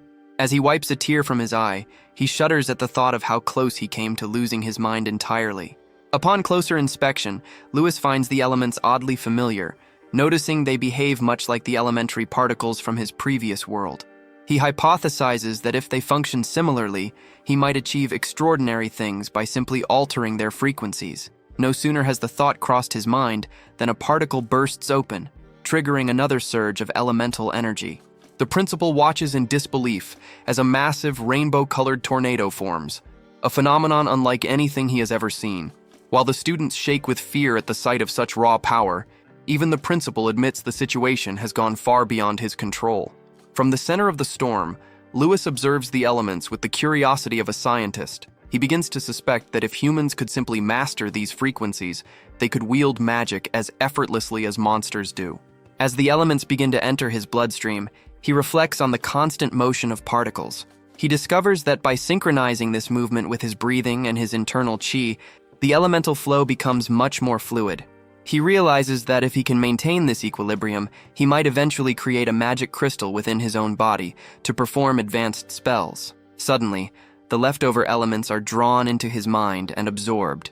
When Lewis finally opens his eyes, a snowflake pattern glimmers within them. Jagged icicles instantly materialize around him, shattering the protective barrier and erupting throughout the great hall. As the elemental surge lifts him into the air, The hall begins to freeze, causing terrified students to flee in every direction. Realizing the danger, the principal knows he must act quickly to contain the energy. He pulls a golden shield from beneath his cloak and offers a prayer to the goddess, asking for the power of fire. Holding the shield high, he releases a brilliant light and conjures a massive wall of flames that spreads throughout the academy. As the heat reaches Lewis, the ice encasing him starts to melt away. A magnificent flash of light then bursts from the Great Hall, illuminating the entire campus and leaving onlookers in the distance wondering what could have caused such a spectacular glow. Finally, Lewis descends back to the floor, leaving the principal to ponder what kind of element could have produced something so similar to ice. In the meantime, Lewis remains in a state of deep meditation. Within his mind, he watches as elemental particles swirl in the palm of his hand at a dizzying pace, gradually merging together. Through quick mental calculations, he deduces that combining the 4 primary elements in specific ways can trigger entirely new reactions. He observes the wind and water elements beginning to fuse, yet he feels lost regarding how to utilize this breakthrough. Realizing he is in desperate need of a mentor, Lewis decides it is time to return to reality. Opening his eyes, he finds the principal standing nearby and notices the wall of protective flames that has been shielding them. Once the principal dismisses the barrier, he asks Lewis if he truly understands the weight of his actions. Looking around at his nearly frozen classmates, Lewis realizes the gravity of the disaster he nearly caused. Overcome by embarrassment, he laughs nervously and admits that he created quite a mess, thanking the principal for intervening. The principal then instructs his associate, Kylie, to manage the aftermath while he takes Lewis to his office, inviting the boy to ask any questions he might have during the walk. Upon returning to the principal's office, Lewis feels as though the statue of Gaia is watching him with a stern expression. The principal offers his congratulations on successfully awakening every element, while Lewis drinks a calming potion to recover from his total exhaustion. To demonstrate his progress, Lewis summons the elements in his hands. The principal is visibly stunned. Seeing a fresh apprentice handle elemental energy with such fluidity is nearly unheard of, and he finds Lewis's natural talent to be truly remarkable. To aid his development, the principal hands Lewis a reference book on magic and advises him to study it with great care. He explains that since his own expertise lies in earth and wind magic, Lewis should seek out Faye and Miliana for help with fire and water, as their noble backgrounds grant them access to specialized techniques. Shortly after, the principal summons his apprentice, Kylie. To Lewis's surprise, the magical snake shifts its form into an attractive woman. The principal introduces them and explains that Kylie is now assigned as his personal protector. Suggesting a more private location for their discussion, Kylie leads the group to a deserted building. When Lewis asks about their destination, the principal clarifies that he uses the space for his own meditation and training, having reinforced the structure with earth magic to ensure it is both soundproof and durable. Finally, Kylie asks to see his abilities, and Lewis demonstrates how he accidentally manifested the ice element during his awakening ritual. Lewis clarifies that by speeding up and merging 2 distinct elements, a new force is created, which he has titled the ice element. This revelation leaves the principal speechless, as the concept of blending attributes is completely unheard of. Kylie, equally amazed, finds herself fascinated by the chilling aura and smiles before suddenly lunging at Lewis. Wanting to experience the power firsthand, she launches a series of rapid strikes, yet Lewis defends himself effortlessly with his magic. He even manages to land a counterattack that pushes her back, leading her to realize just how formidable the elemental fusion truly is. When Kylie asks if anyone has ever achieved this before, the principal confirms that it is a historical first. He explains that since the dawn of magic, countless prodigies have spent their lives trying to master its secrets, yet none ever managed to fuse elements. Most mages can only handle a single attribute. Even Lady Mirian, the Empire's most powerful saint and a rare genius, could only control 3 separate elements. When she tried to merge 2, the attempt nearly drove her insane, proving that the human body and mind typically cannot handle such a collision. The principal further explains that accelerating elements as Lewis does requires incredible mental strength to guide the energy safely. Attempting to force different elements to collide is usually fatal. Kylie begins to suspect that Lewis's potential might actually rival that of a saint, even if he doesn't realize it himself. Determined to push him further, she summons her fire attribute and initiates another duel. As they fight, The principal recounts how Lady Miriam once theorized that only a body as strong as a dragon's, or the use of monster-like magic crystals, could withstand such a process. When Lewis asks about the outcome of that theory, the principal describes the results as catastrophic. Every experiment ended in failure, eventually leading the Empire to ban the research as illegal and forbidden. It deeply shocks the principal to see someone finally break this ancient taboo. Lewis, meanwhile, deduces that he avoided internal injury by keeping the elements on separate mental pathways during his calculations. Kylie warns him against overconfidence, reminding him of the immense danger involved. Lewis acknowledges the risk, noting that while his unique abilities could cause problems, as they did in his past, he has no intention of letting them spiral out of control. Kylie concludes by explaining that she was hired to protect him, but since she prefers to avoid unnecessary trouble, she urges him to keep his abilities hidden. Lewis agrees, confirming that his ice element is simply a specialized application of the water attribute he summoned. When the principal asks for clarification on what he means by application, Lewis explains that his exceptionally strong willpower allows him to force water to turn into ice by applying immense pressure. To prove his point, he asks Kylie to strike again. As she lunges, Lewis utilizes his water magic. Under the extreme force he exerts, the liquid solidifies into an ice shield right before their eyes. Both Kylie and Principal Smith are left in a state of shock by this transformation. Lewis formally identifies this technique as superionic ice, a specialized form of the water element. Confused, Kylie asks how he managed to create ice that not only withstands her fire, but actually radiates heat. Lewis explains that since liquids change their state under high pressure, he simply used his scientific knowledge to replicate that process with magic. Principal Smith reflects on how much of the world remains a mystery. He encourages Lewis to visit him whenever he likes, promising to personally mentor him in the proper use of his abilities and even offering academic credit for any future discoveries. While Lewis is delighted by this opportunity, Kylie remains apprehensive. She questions if the principal is certain about protecting the boy, noting that such a phenomenon has never been documented and might have been a fluke. The principal counters that much of the magic currently found in textbooks started as a coincidence, and he refuses to ignore new possibilities. Accepting her superior's logic, Kylie prepares herself for the difficult task of guarding such a high-maintenance student. Before vanishing to attend to her other responsibilities, she vows to see the job through. To help Lewis recover, the principal provides a mental restoration potion, though he warns the boy not to rely on it too often. He advises Lewis to return to his room and rest before the first day of school tomorrow. Lewis is amazed that magic can even heal the mind as he drinks the mixture. Back at the dormitory, the potion keeps him wide awake, so he decides to spend the night meditating. Upon entering his room, he finds Kara still awake. When he asks if Kara had been waiting up for him, he expresses his sincere gratitude, acknowledging that Kara truly saved him earlier that day. Lewis mentions that the principal had asked how he noticed the rare artifact in the hall, but instead of answering, Kara simply hands him a business card for Gonda's trading company. It becomes clear to Lewis that Kara's vast knowledge stems from his background as a merchant's son. After quietly muttering a word of thanks, Kara leaves the room. Lewis realizes that the boy was simply returning the favor for being rescued on their first day, while also building a useful professional connection. The next morning, the freshmen assemble at the Candria Arcanist training hall to meet their new physical education teacher, Derek. Although Derek is there to teach the basics of martial arts, his creepy and unpleasant demeanor immediately makes the students uncomfortable. While most of his peers feel disgusted or intimidated, Lewis remains focused, admiring the instructor's perfectly conditioned physique and eager to learn how to master both his body and his mind. Derek immediately zeroes in on Lewis, moving behind him with such startling speed that even Kane feels a wave of intimidation. Lewis, however, senses the instructor's presence right away. Leaning in close, Derek praises Lewis's exceptional physical condition and expresses a strong interest in overseeing his training. While Lewis is naturally wary and slightly repulsed by the man's demeanor, Derek quickly shifts his attention to Kane. He mocks the boy's slender build, dismissively suggesting that he is all style and no substance. Though Kane is clearly irritated, the instructor moves on to begin the lesson.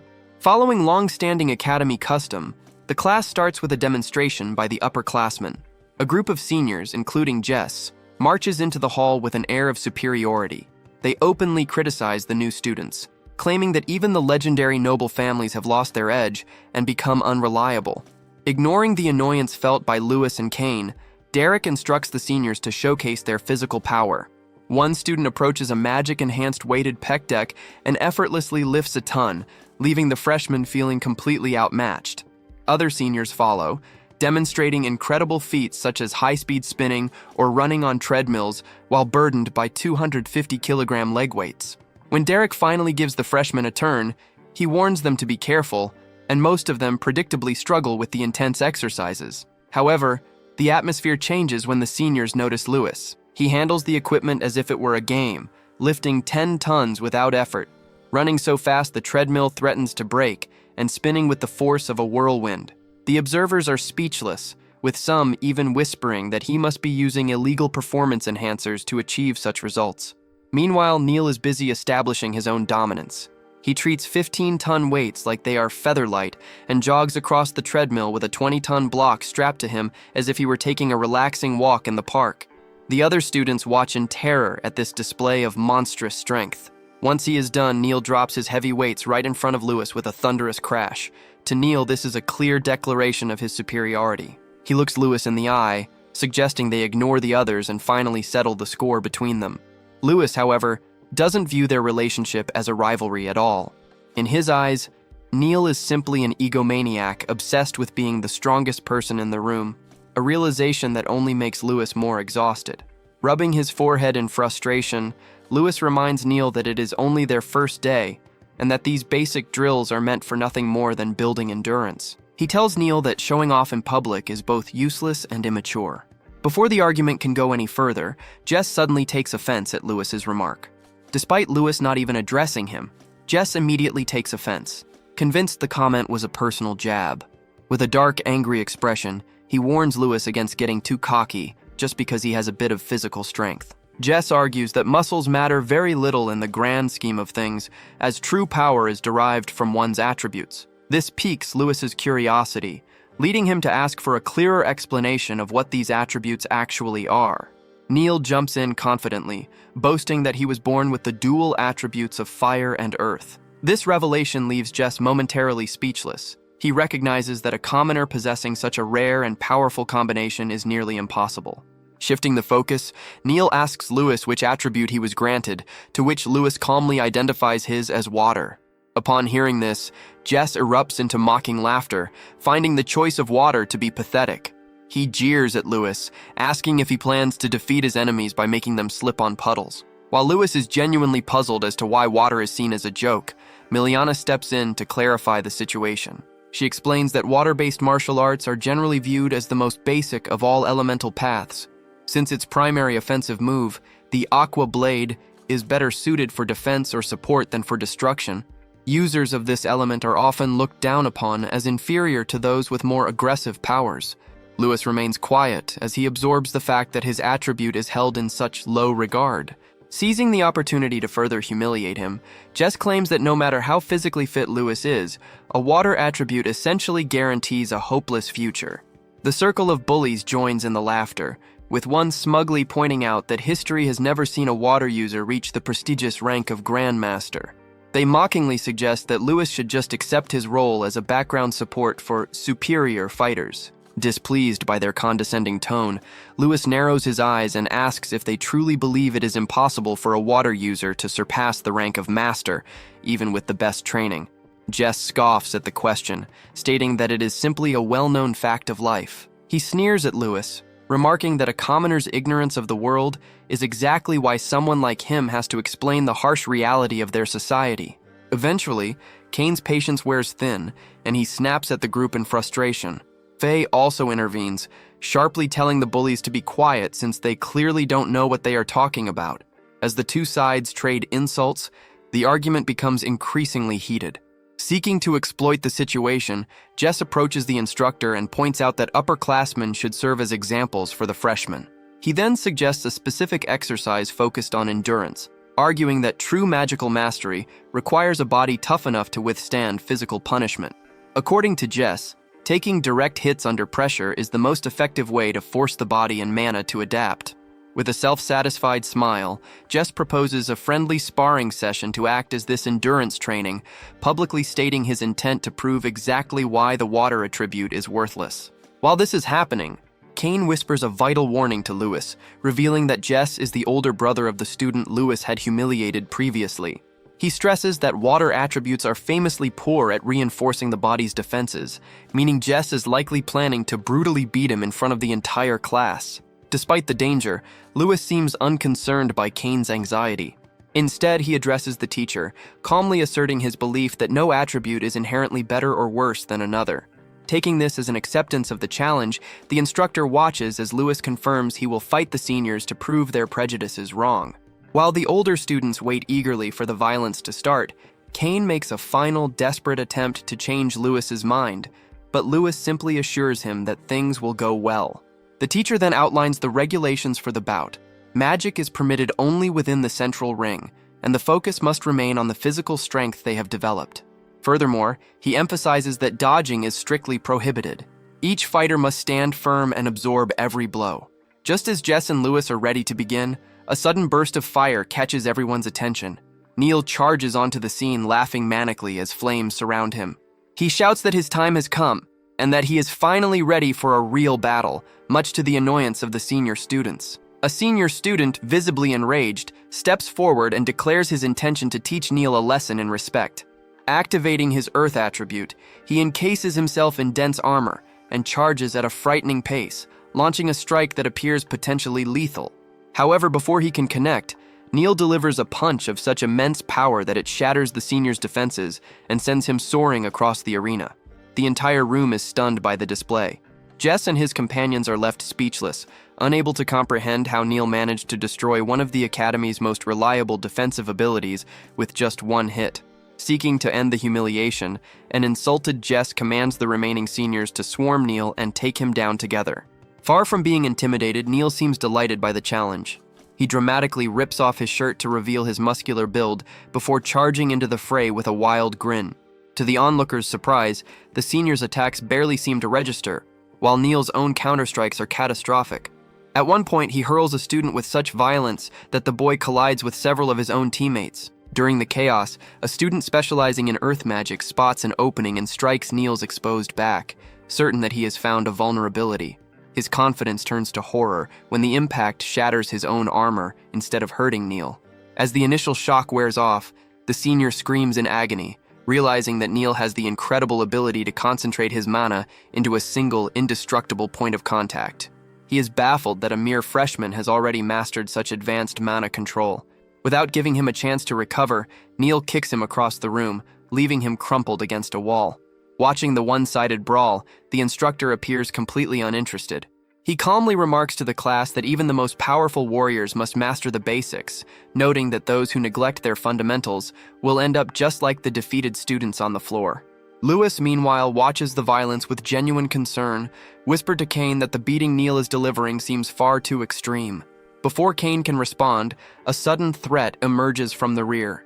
Sensing the danger, both Kane and Faye immediately move to shield Lewis as another senior approaches them from the front. Furthermore, the group is determined to demonstrate to the upperclassmen that the new students are not merely helpless targets.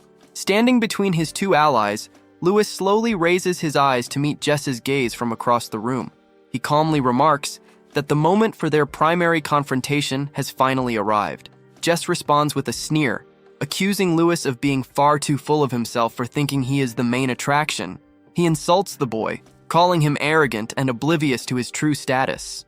Proudly identifying himself as the heir to the prestigious House of Harry, Jess declares that he will show a commoner like Lewis the true meaning of noble dignity, which he believes is a virtue exclusive to the elite. As soon as he finishes his boast, Jess leaps into the air and plunges toward Lewis at high speed, unleashing a gale penetration strike with lethal intent. However, Lewis reacts instantly by conjuring a shield of ice above his head. The outcome leaves Jess in a state of shock.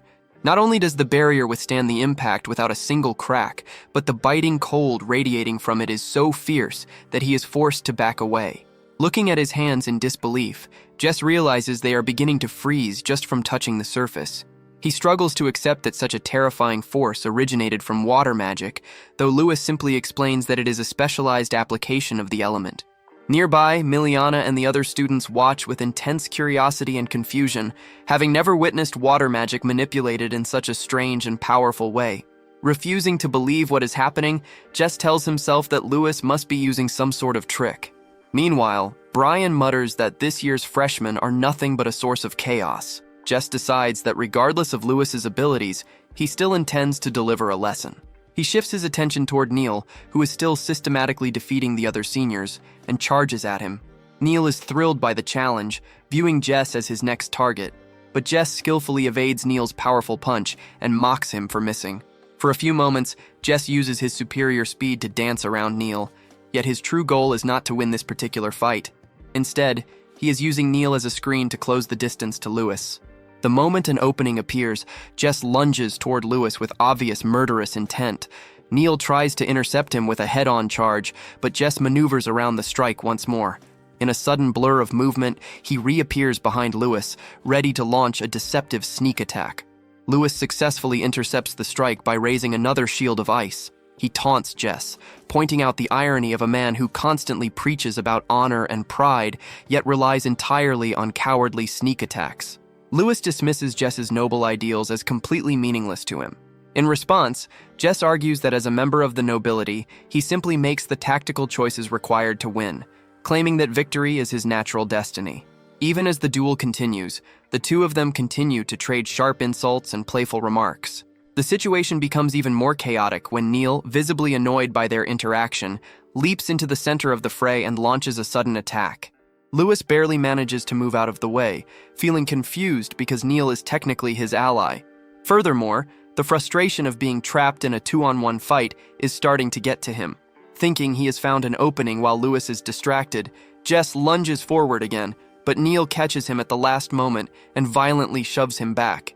As Jess is sent flying, he fumes at Neil's reckless and insane behavior.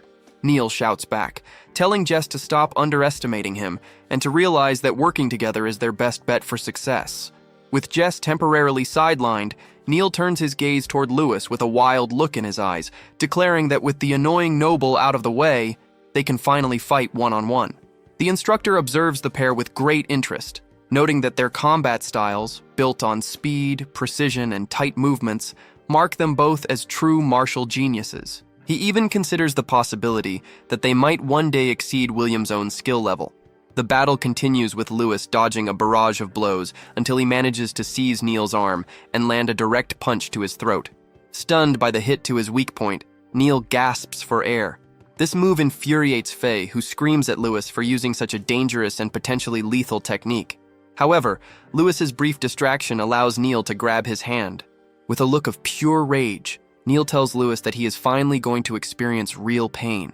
He delivers a powerful headbutt, muttering that a person like Lewis has no business fighting him as an equal and promising that the real beating is only beginning. Lewis looks at him with a cold expression, reminding Neil that school regulations strictly forbid students from intentionally causing serious harm, a line he believes Neil has already stepped over. At that very moment, Lewis allows his water element to surge, and a flood of liquid begins to swirl around him.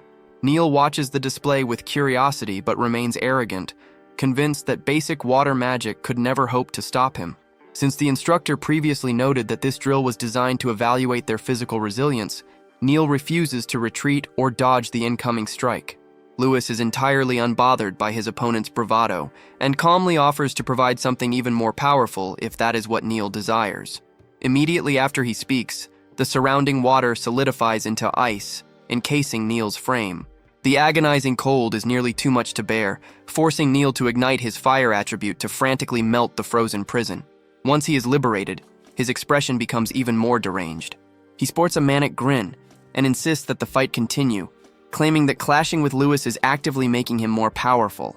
This obsession with suffering traces back to a night in Neil's childhood when he was drinking from a river, struggling to cope with a mysterious burning pain in his body.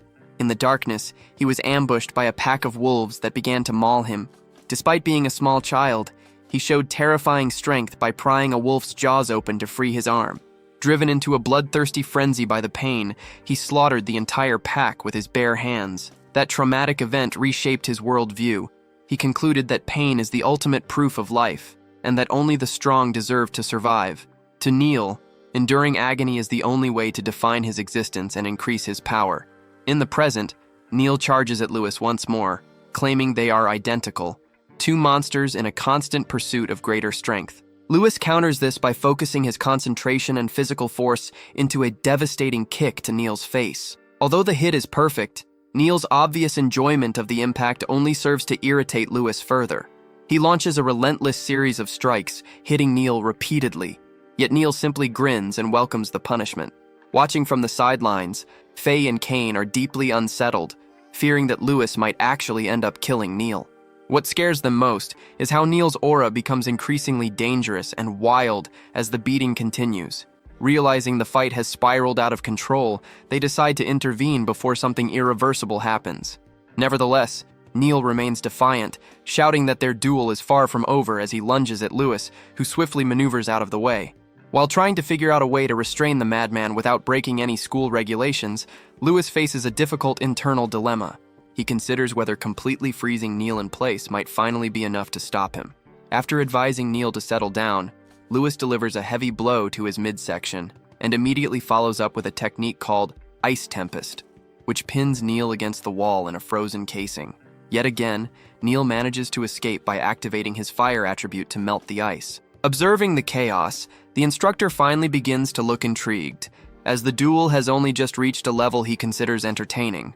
Even after falling to the ground, Neil refuses to give up, insisting that he isn't satisfied yet and challenging Lewis to strike him with even more power. The situation takes an unexpected turn when a sudden, immense force slams Neil into the floor before he can move. As he loses consciousness, he sees Kylie standing over him. She coldly remarks that he has crossed the line, labeling him a mindless fool who lacks self-control. The instructor's demeanor changes instantly upon seeing Kylie. It is clear he is infatuated with her, as he becomes visibly excited and notes that she looks more beautiful than ever. He is entirely captivated by the powerful aura she emits, but Kylie quickly dismisses his enthusiasm. She brings him back to reality by asking how he intends to explain it if a student were to die on the very first day of school. Reminding him of the principal's prior warnings, she watches as the embarrassed teacher tries to justify his actions. He argues that he isn't some irresponsible or entitled person and claims his goal was simply to reveal the student's true potential through fighting. Kylie mocks his explanation, telling him he should hope his behavior is just due to stupidity. She emphasizes that she has been specifically assigned to guard Lewis and warns the instructor to consider the weight of that responsibility. Furthermore, she informs him that the principal expects him in his office as soon as the lesson concludes, making the teacher realize he is in for a serious lecture. Despite the looming trouble, the instructor looks at the freshmen and reflects on their incredible talent. In his mind, Lewis, Faye, and Kane are clearly the most promising of the bunch. Finally, he tells Neil to get dressed, warning the boy that his insane behavior will be excused only this once. The instructor warns Neil that any future instances of losing control will lead to a reduction in his academic credits. However, Neil is too preoccupied with his own thoughts to pay much attention. He reflects on the fact that he was able to endure strikes from someone with the skill of a master, but he also acknowledges a more practical problem: the constant cost of replacing the clothes he destroys during battle. Realizing he might soon run out of money, he decides that hunting monsters is the only way to fund his wardrobe. When the bell rings, the teacher ends the session and dismisses the class. He grants the seniors permission to leave while instructing the freshmen to focus on their recovery by resting and taking potions. Before they depart, he gives them a stern warning to prepare for even more intense training, advising them not to complain when the difficulty increases. As they walk away, Kane mentions that it is incredibly rare for freshmen to beat upperclassmen, noting it has almost never happened in the school's century-long history. Lewis finds this interesting, as he doesn't recall seeing such records in the official academy files. Kane elaborates, explaining that this has only occurred 3 times, and in each instance, those specific classes produced multiple grandmasters. When Lewis asks about the most recent occurrence, Kane reveals that it happened back when their own fathers were students. Even they had managed to overcome the seniors during their first year. In another part of the school, the injured and embarrassed seniors retreat to their classroom. One student offers an apology to Jess for their failure, admitting that the strength of Lewis and Neil is simply overwhelming. He suggests that they should perhaps resort to underhanded tactics to deal with the pair, but Jess immediately shuts down the idea. He insists on defeating them in a fair and public manner to prove he is the strongest, as he believes that status is his birthright. Jess tells his friend to be patient, confident that many opportunities for vengeance will arise. He remains convinced that regardless of their raw power, Lewis and Neil are just ordinary citizens, whereas the nobility truly dictates the Empire's future.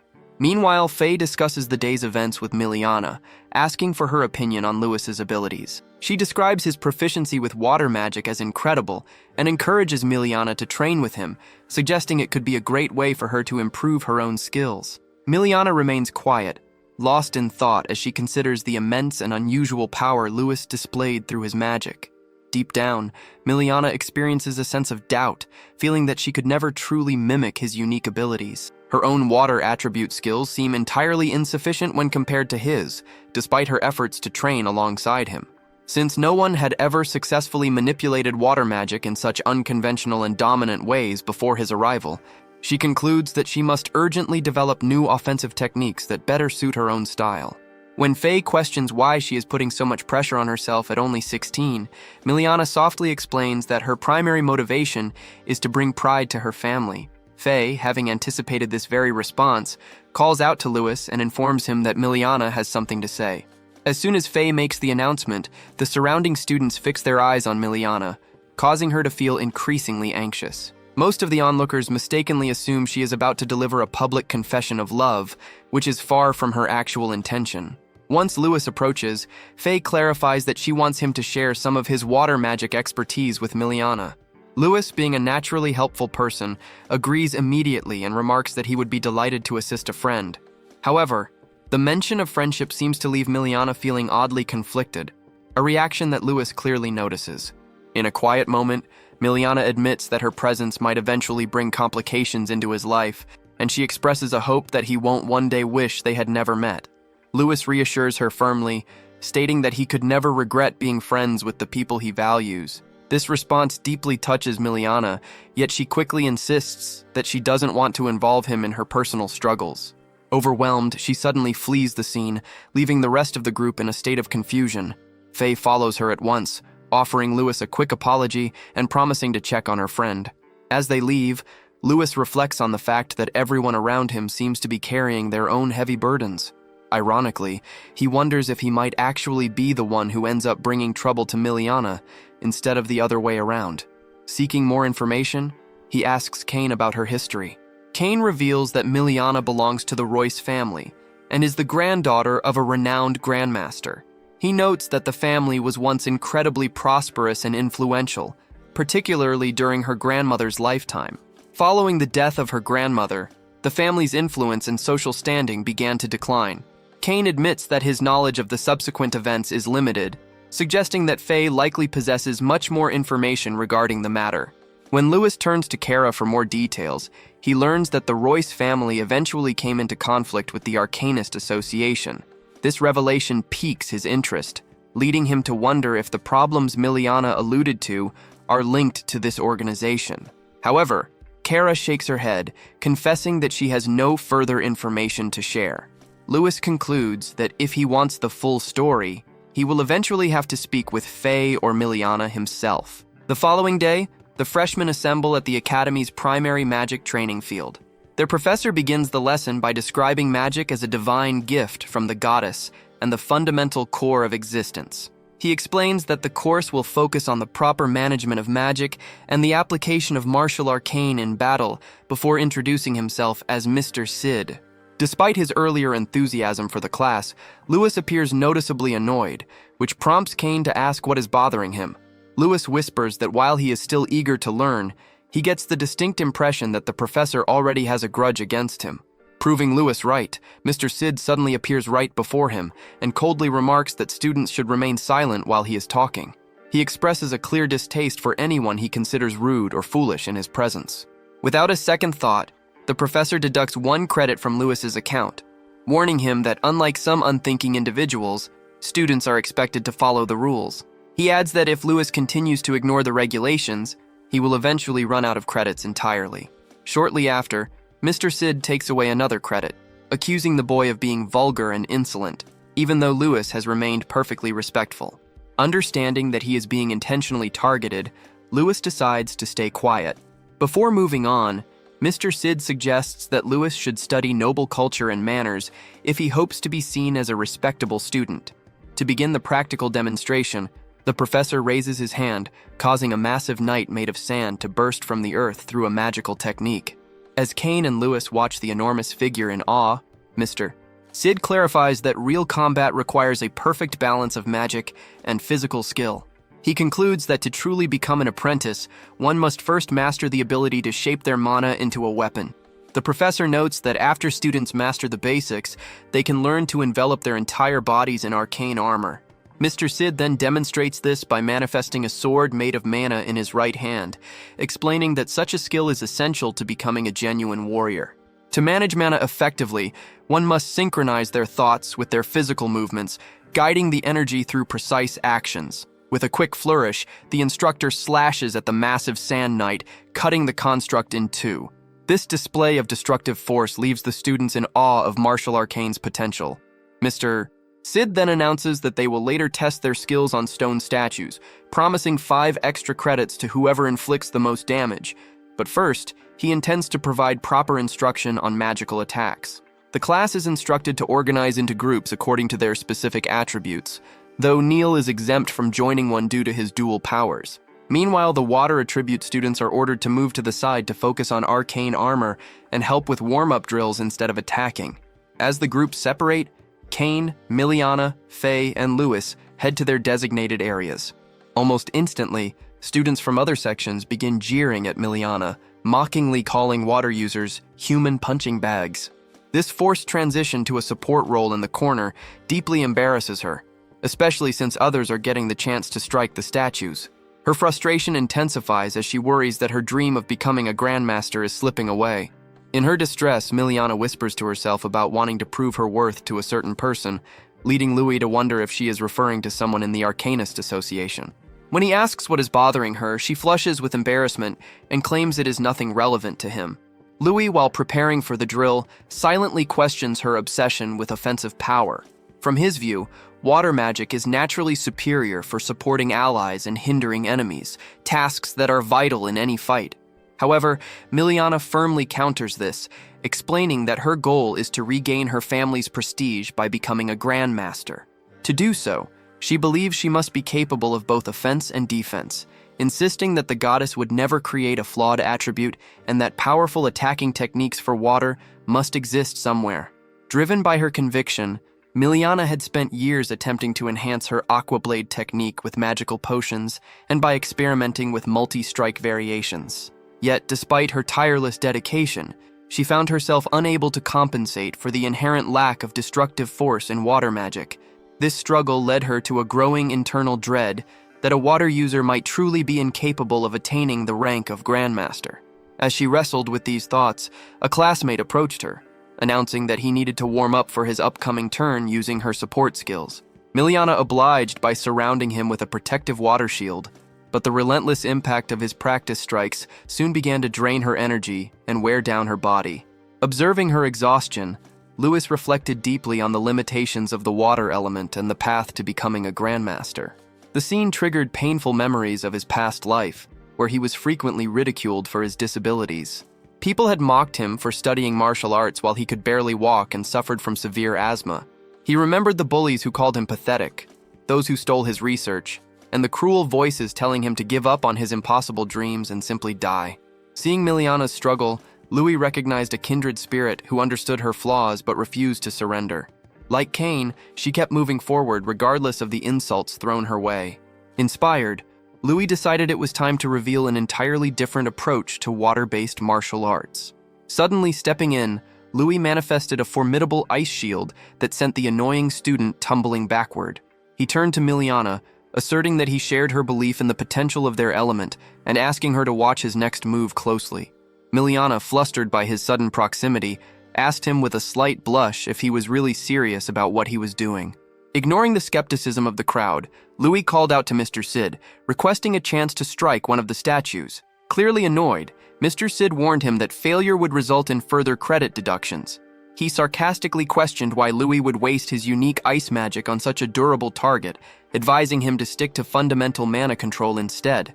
Louis remained composed, stating that he had developed a superior method for boosting the offensive output of water attributes. This claim was met with immediate, widespread laughter from the other students, who found the idea ridiculous. Even Miliana expressed her concern, reminding him that the statues were not ordinary stone, but rare artifacts heavily reinforced with powerful earth magic. Miliana warns him that standard water spells wouldn't even leave a mark on the statues, expressing her fear that a failure will cost him his remaining credits. Louis, however, remains unbothered and reassures her that he has a strategy in place. Walking toward the massive stone knight, he picks up a handful of sand. He recalls an ancient principle from his past life, suggesting that soft materials can eventually defeat hard ones. He reasons that by mixing high-pressure water with abrasive sand and firing the mixture at an incredible velocity, he can create a stream capable of slicing through almost any surface. Putting his theory into practice, Louis unleashes the attack, which instantly reduces the statue to a pile of rubble. Mr. Sid is left staring at the wreckage of his artifact in total shock, while Louis calmly explains that this represents the genuine potential of the water element. Later that night, as the trio heads back to their quarters, Kane enthusiastically recounts the day's events. He laughs about how satisfying it was to see Mr. Sid's reaction when Louis secured those extra credits, describing the professor's miserable expression as a total masterpiece. According to Kane, the man looked like he was living through a nightmare, his face turning as pale as if he'd eaten something spoiled before he hurried out of the classroom the moment the bell rang. Louis casually remarks that he was too absorbed in his magical experiment to even notice the teacher's face, adding that it wasn't worth his attention anyway. Shifting the conversation back to their training, Kane suggests they seriously look into Faye's idea of working with Miliana. He notes that she is pushing herself to the limit to forge a new path, even spending a fortune on mental recovery potions and planning to hire private rooms for extra practice. Kane argues that teaming up with her would likely be a smart move for Louis as well. Kara chimes in with the financial details, explaining that while a training room costs 30 silver, those specialized potions can run as high as 300 gold coins. These figures stun Louis, who hadn't realized how expensive such training could be. After a brief pause, he asks Kara for a specific favor regarding the upcoming mission scheduled for the next few days. The three friends continue to speculate about the challenges of the mission as they finally arrive back at the dorms. The next day, the instructor assembles the class on the academy grounds to deliver an encouraging speech. He notes with satisfaction that their physical condition is improving daily, and seeing their progress, announces that they are officially prepared for their first academy missions. He emphasizes that these tasks are not just duties, but vital chances for them to develop their skills. The teacher explains that Candria Arcanist Academy borders the vast Mondo Great Forest to the west. While this forest was once a land of nightmare monsters, it has evolved into a natural boundary between several powerful nations. Dangerous creatures still roam its depths, with their strength increasing the closer one gets to the center. Conversely, the monsters near the edges are relatively weak. Since the academy was originally established to protect the Empire from forest threats, students are frequently sent to clear out these weaker creatures on the outskirts. Any magic crystals recovered from defeated monsters can be traded for credits or prizes upon their return, and a special bonus will be awarded to the student who collects the most. However, he warns that being reckless comes at a price. Anyone needing a teacher's rescue after picking a fight they cannot win will be docked 1 credit. Following the briefing, the students are dismissed to get ready. Neil is clearly thrilled, viewing this as his first real opportunity to fight without holding back. At the same time, Faye asks Louis if he really intends to use these life-or-death situations to train Miliana. Louis calmly points out that a person's true potential is revealed much more clearly in actual combat than in a safe classroom. Agreeing with this logic, the group decides to form a 5-person team, believing that collaboration and practical experience will be much more effective than spending a fortune on private training facilities. When Faye asks Miliana for her opinion, she is surprised to see that Miliana is genuinely eager to participate. Shortly after, the teacher clarifies that each freshman group will be paired with several upperclassmen. This setup is designed to keep the new students safe while allowing them to gain insights from those with more experience. During the preparations, Louis spots Jess watching him from a distance. Jess approaches and remarks coldly on their habit of crossing paths. He reminds Lewis that these missions can be lethal and sarcastically warns him to stay alive. Lewis simply replies that facing danger is the only way for a person to truly grow. Irritated by his confidence, Jess clicks his tongue and walks away, muttering about Lewis's arrogance. After Jess walks away, he secretly instructs his companions to withhold any assistance from the newcomers should a conflict arise during their task. At the same time, Kane quietly cautions Lewis about the nature of their supervision. While instructors do monitor the groups from a distance, they almost never step in unless it is a matter of life or death. He shares his suspicion that some of the upperclassmen might deliberately lead them into the deep woods to encounter more formidable beasts just to spite them. Lewis, however, remains unconcerned, noting that tougher enemies yield more precious crystals, which translates to more profit and higher academic standing. As the various teams make their way into the dense trees, Louis and Kane discuss the history of the woods. Louis wonders if any ancient, powerful entities still haunt the area, but Kane reassures him that the local saints eliminated the most significant threats ages ago. He believes that at most, they might stumble upon a fighter-class creature if they are lucky. The senior tasked with overseeing their group overhears this and finds their confidence laughable. From his perspective, it takes a coordinated team of seasoned warriors to handle a fighter-class beast, making the freshman's casual attitude seem dangerously ignorant. The situation changes abruptly when a massive fighter-class grand bear blocks their path. Even the supervisor is taken aback by the creature's presence, yet instead of stepping in to lead, he quickly retreats into the safety of the tree branches to watch. He gleefully thinks that this is an ideal opportunity to see the arrogant students get overwhelmed by a monster far beyond their level. While he sits comfortably above, reflecting on the bear's legendary endurance and impenetrable hide, Lewis is visibly annoyed by the senior's cowardice. Refusing to panic, Lewis immediately commands his team to form a battle line. As the beast lets out a thunderous roar, the five friends draw their weapons and launch a coordinated strike. Faye leads the charge with her spear, followed by Kane, who attempts to use his latest martial arts move from the rear. However, the impact leaves Kane stunned. The bear's flesh feels as indestructible as solid rock. When the creature swings back in retaliation, Kane is forced to use every bit of his strength just to block the blow and stay on his feet. Faye immediately follows up with a second charge, as Kara strikes from a different direction. Watching the group coordinate their efforts in a real-life battle fills Louis with pride, as he is glad to see his friends cooperating so effectively. Despite their teamwork, the relentless pressure eventually draws the Grand Bear's attention toward Louis and Miliana. Reacting quickly, Miliana uses her water magic to pin the beast down. She then blends her elemental control with a martial arts maneuver, tossing the massive predator through the air with the force of a bowling ball.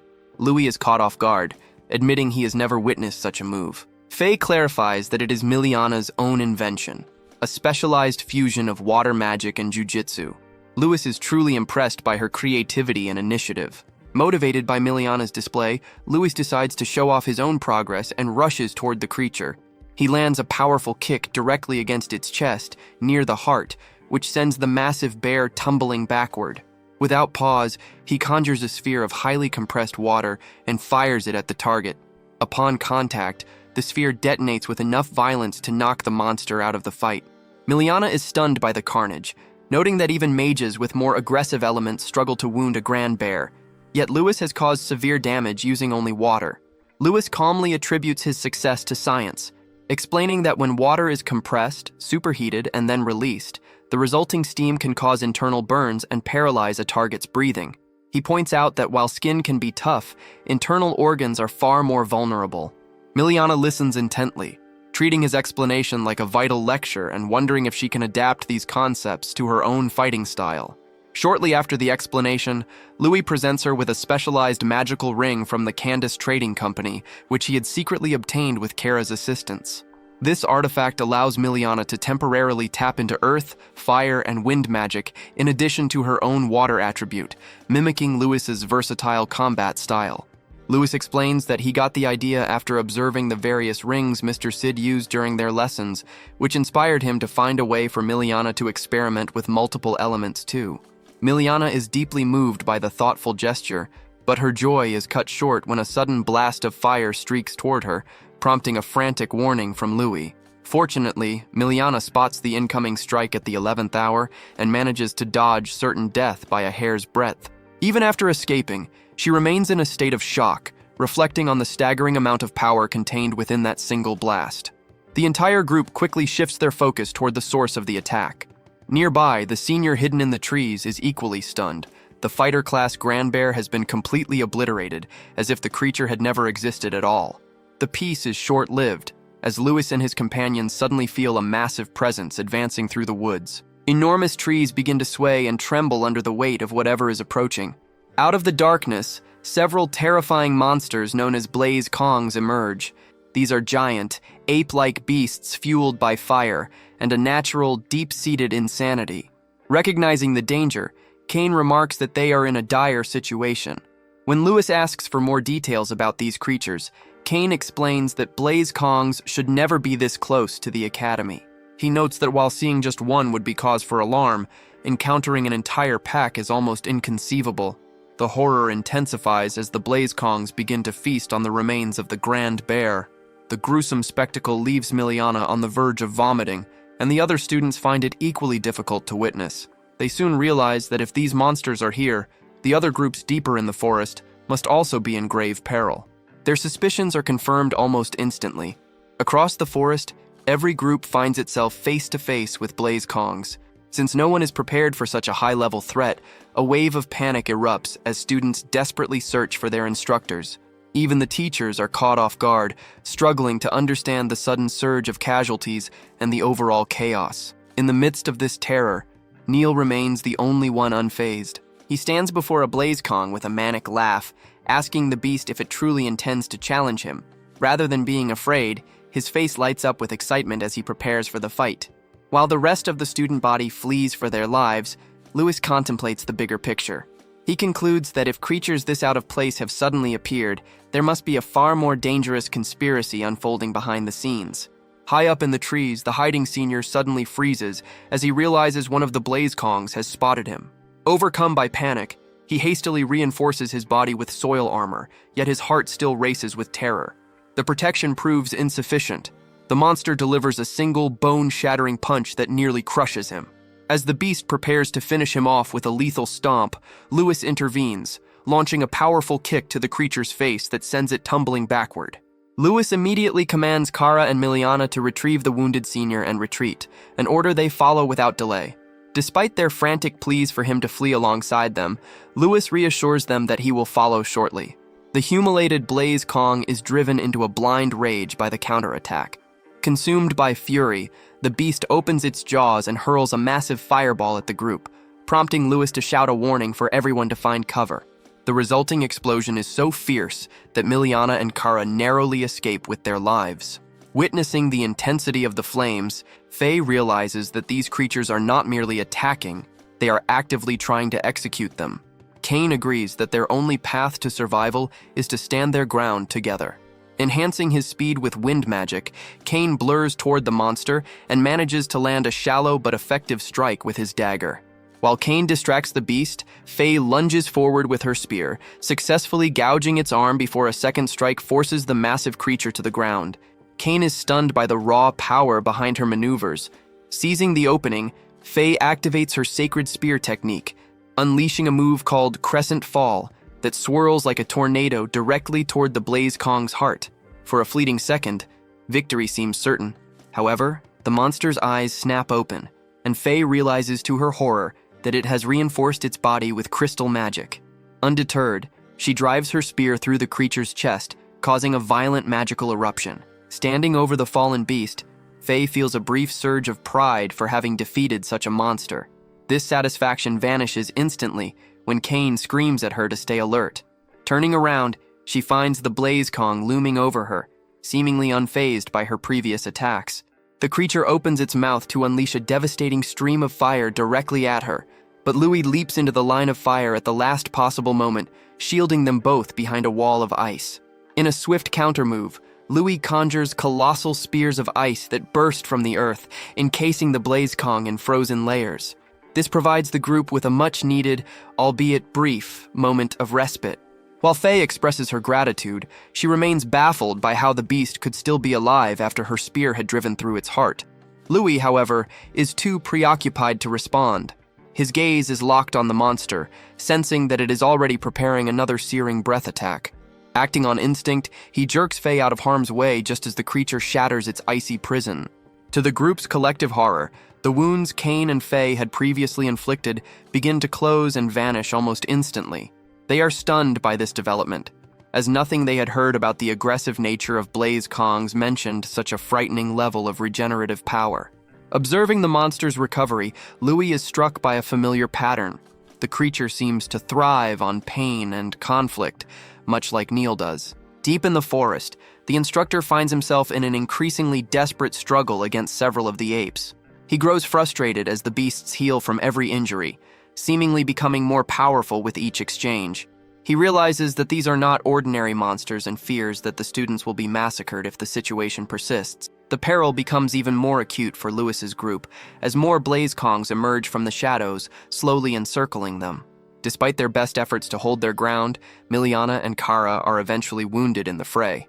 Meanwhile, the injured senior finally wakes up, but instead of showing fear, he wears a dark, satisfied grin. He believes his goal has been achieved and is content to let these defective monsters wipe out Louis and the other commoners. The terrifying reality is revealed. The entire nightmare had been orchestrated by the senior from the start. In front of Louis, the Blaze Kongs grow even more frenzied. Kane watches in shock as the monsters begin to manifest martial arcane armor, mimicking the techniques of highly trained warriors. As Louis fights to parry their relentless assaults, a chilling realization hits him. The creatures are prioritizing him as their main target. Suddenly, one of the apes gathers an immense amount of energy, forming a fireball as large as a small sun and aiming it directly at Louis. Simultaneously, the surrounding Blaze Kongs each manifest their own enormous fireballs. Both Faye and Kane scramble toward Louis, intent on shielding him from the impending barrage at any cost. A second later, a colossal explosion rips through the heart of the forest, detonating with a level of violence that looks like a nuclear strike. Observing the inferno from his vantage point, the senior grins, certain that he has finally succeeded in eliminating his target. Yet, Lewis is far more resilient than his enemies anticipated. From the center of the searing heat, brilliant rays of blue light suddenly pierce through the smoke and fire. Even the frenzied Blaze Kongs pause, baffled by the strange glow radiating from the wreckage. A powerful vortex then erupts, completely dousing the flames that had engulfed the area. Recognizing the familiar blue energy, Faye and Kane are struck by the realization that Lewis has not only survived one of the most lethal attacks ever faced by a freshman, but he has also emerged more formidable than ever. Faye notes with shock that manipulating mana over such a wide area through sheer willpower is a feat usually reserved for masters. It finally dawns on Kane that Louis has been masking his true capabilities this entire time. Inside the storm, Lewis reflects on the immense physical toll this effort is taking. By forcing his mana to circulate at an extreme pace, he has temporarily pushed his control to a master's level. However, the internal pressure is becoming agonizing, and he realizes he is rapidly approaching his breaking point. Knowing he must finish the fight immediately, he combines his specialized breathing technique with his ice magic to conjure a massive tidal wave. The surging water swallows the Blaze Kongs, leaving them disoriented and panicked. In a flash, the water solidifies into a forest of jagged icicles. Using the frozen terrain to his advantage, Lewis blurs across the battlefield at frightening speeds. He lunges at one of the creatures, delivering a strike so heavy it sends the massive ape soaring through the air. When another beast attempts to retaliate, Louis effortlessly parries the blow using his axiom acceleration before striking two other targets simultaneously. He moves so fast that the monsters lose track of his position. He is a ghost that appears beside them only to vanish and strike from another angle entirely. However, his movements are not random. As he darts across the field, Lewis is secretly carving a massive 8-trigram pattern into the earth beneath their feet. Each of the Blaze Kongs finds itself trapped at a specific point within the formation Louis has designed. Using his mastery over ice, Louis freezes every monster in place at the exact same moment. He then leaps high into the sky, raining down a constant series of palm strikes that drive the beasts deeper into his icy trap. This frozen structure seals them so tightly that there is no hope of escape. After landing, Louis watches his creation in silence until cracks suddenly begin to spiderweb across the surface. Within seconds, the massive prison shatters, and every monster inside is reduced to small fragments, much like a toy set being smashed into pieces. From his hiding spot, the senior is consumed by fury as he realizes that Lewis has once again defied the odds and survived. Nearby, Kane and Faye are left speechless, struggling to process how their friend managed to wipe out an entire pack of such dangerous creatures almost instantly. As the dust settles, Louis notices a peculiar change. Both wind and water mana seem to react to him with newfound ease, as if his control over them has evolved. When he finally joins his friends on the ground, Kane offers his congratulations, admitting he never dreamed that ice techniques could be so devastating. However, Faye cuts the celebration short, telling them to stop acting like fools and focus on leaving before they are ambushed again. Louis agrees, noting that since the instructors have finally arrived to help, it is the perfect moment to pull back. Realizing that the arrival of reinforcements makes it impossible to continue his scheme, the hidden senior acts fast. He delivers a heavy blow to his own chest to simulate an injury and collapses, hoping to be found as just another victim of the chaos. Shortly after, the principal arrives in person, commanding the staff to prioritize student safety and eliminate the remaining monsters. The group is shocked to see the principal himself on the front lines. He approaches Louis and the others to ensure they are unharmed, and Kane quickly credits their survival to Louis's actions. Faye supports this, explaining that Louis took down several masterclass Blazekongs single-handedly. The principal is visibly baffled by the report, knowing that defeating such powerful monsters alone is a staggering feat. Louis, however, is more concerned with the nature of the attack, telling the principal that the entire event felt highly suspicious. To prove his point, he presents a frozen shard from one of the defeated apes. After a quick inspection of the fragment, the principal's expression turns serious. He instructs the students to head back to the academy immediately while he stays behind to investigate the matter personally. Upon entering a shop in the academy market, Louis is informed by the shopkeeper that his successful mission has earned him a staggering amount of academy credits. However, she expresses concern over his decision to spend his wealth on a massive supply of mental recovery potions, cautioning him that excessive use could have dire consequences for his health. Louis acknowledges the danger, but remains firm in his choice. Their conversation is interrupted by Kylie, who pulls him aside to discuss a grave matter.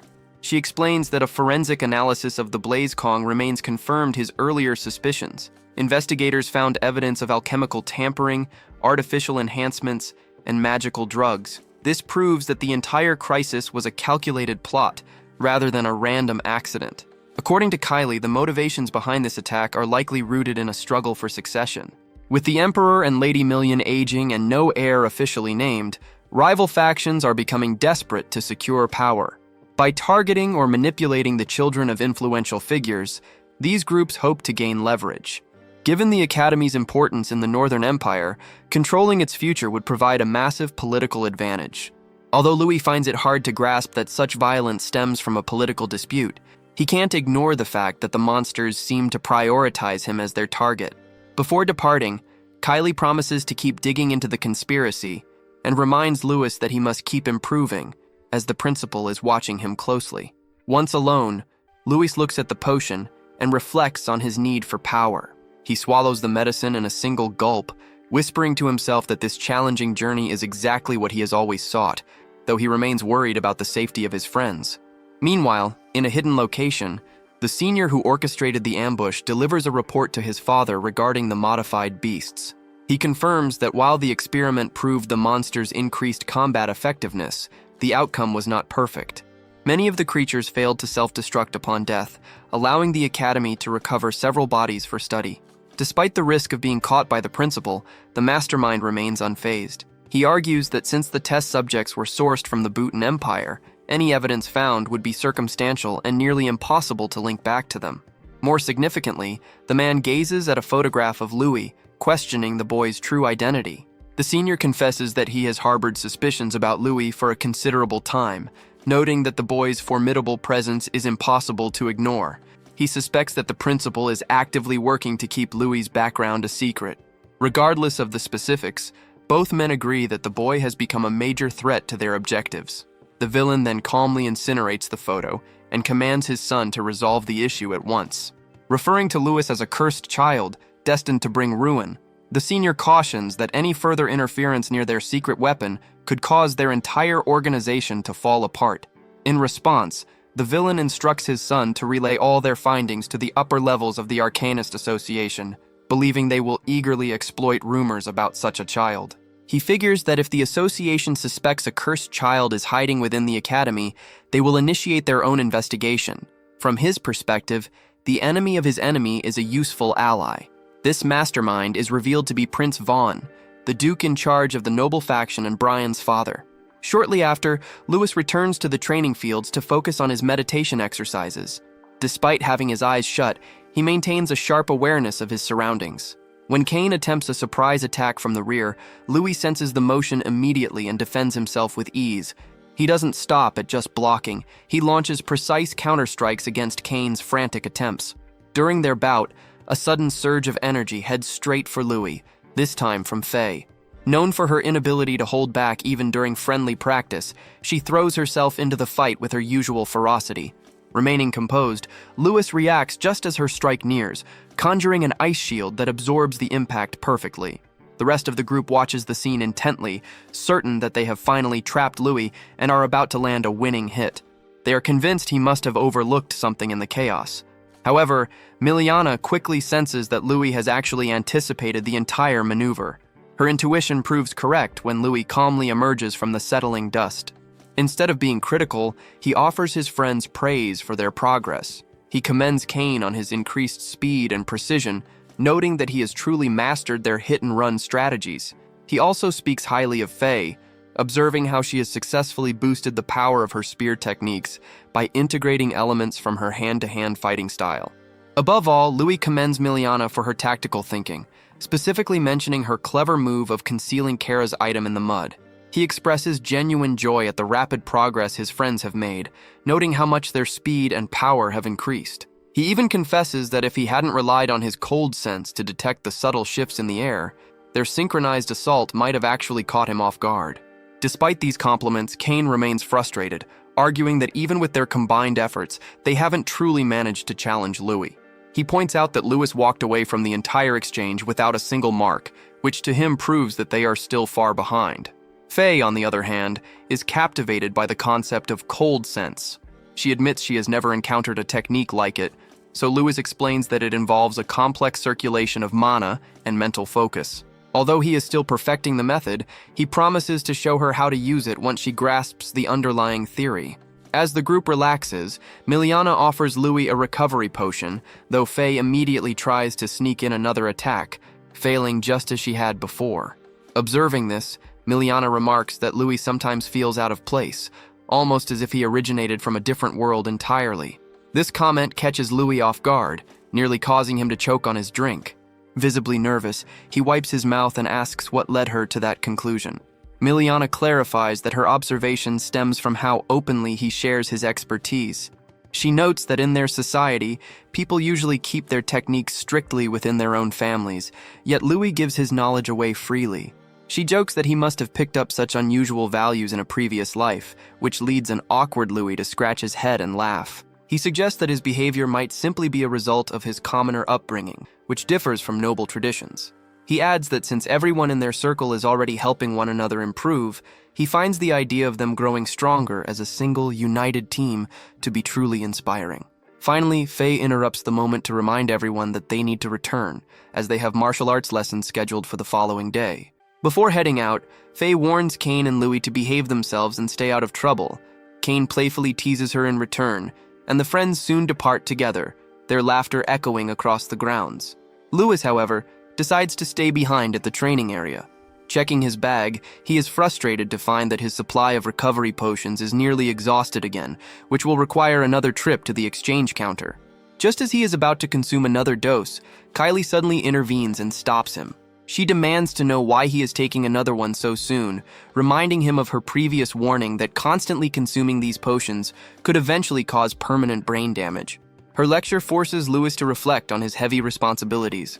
He thinks of the promise he made to his mother to reach the rank of Grandmaster, a goal he must achieve to seize control of the orphanage from the association and ensure the safety of those he loves. With dangerous enemies now focusing their attention on him, his resolve to grow stronger has only intensified. He quietly assures Kylie that he is being cautious, arguing that the potions are a necessary risk because they allow him to double his training capacity. In his view, he simply doesn't have the time to progress at a normal pace. Kylie remains skeptical, asking if he is truly as safe as he claims.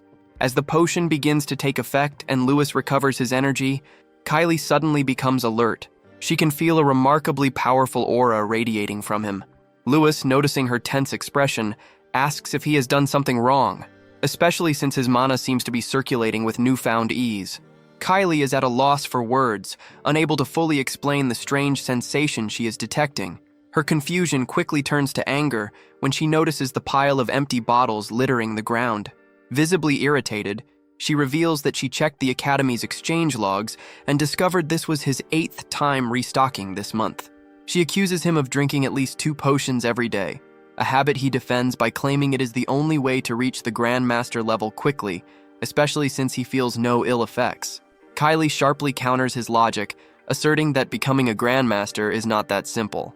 She insists that he needs solid foundational work, rather than relying on substances that push him past his natural limits. She warns him once more that while the damage might be invisible for now, he is risking the complete destruction of his internal health. Without a moment's delay, Kylie firmly seizes his hand and informs him that they are heading for a thorough examination. She insists on testing his aura and checking for any chemical imbalances to see if the potions have already begun damaging his internal systems. Consequently, she takes Louis to have his blood analyzed, a process where his sample is mixed with a specialized testing potion while the principal personally oversees the inspection.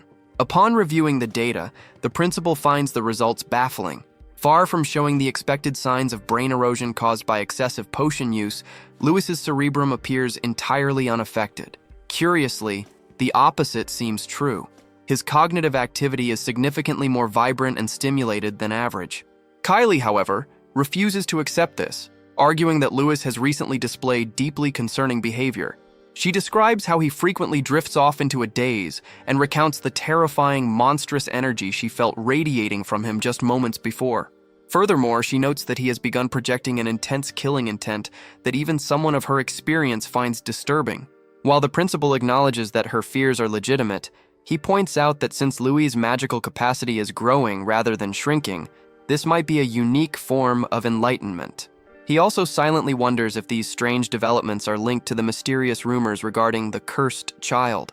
Driven by curiosity, he asks Lewis to provide a more thorough account of his recent experiences. During their conversation, the principal reflects on the fundamental nature of magic, considering its divine origins and whether humans and monsters were ever intended to wield such immense power. Ultimately, the principal suggests that because the world is brimming with unsolved mysteries, they should categorize Lewis's condition as an unexplained phenomenon for the time being. Despite Kylie's persistent claims that something must be wrong, the principal remains firm and begins to leave. He stops briefly to remind her that the fields of alchemy and potion making are still experimental. Since even experts do not fully grasp how these substances interact with the human body, Lewis's unique physiology only makes the matter more complex. Unconvinced, Kylie suggests that Louis might still be concealing other secrets from them.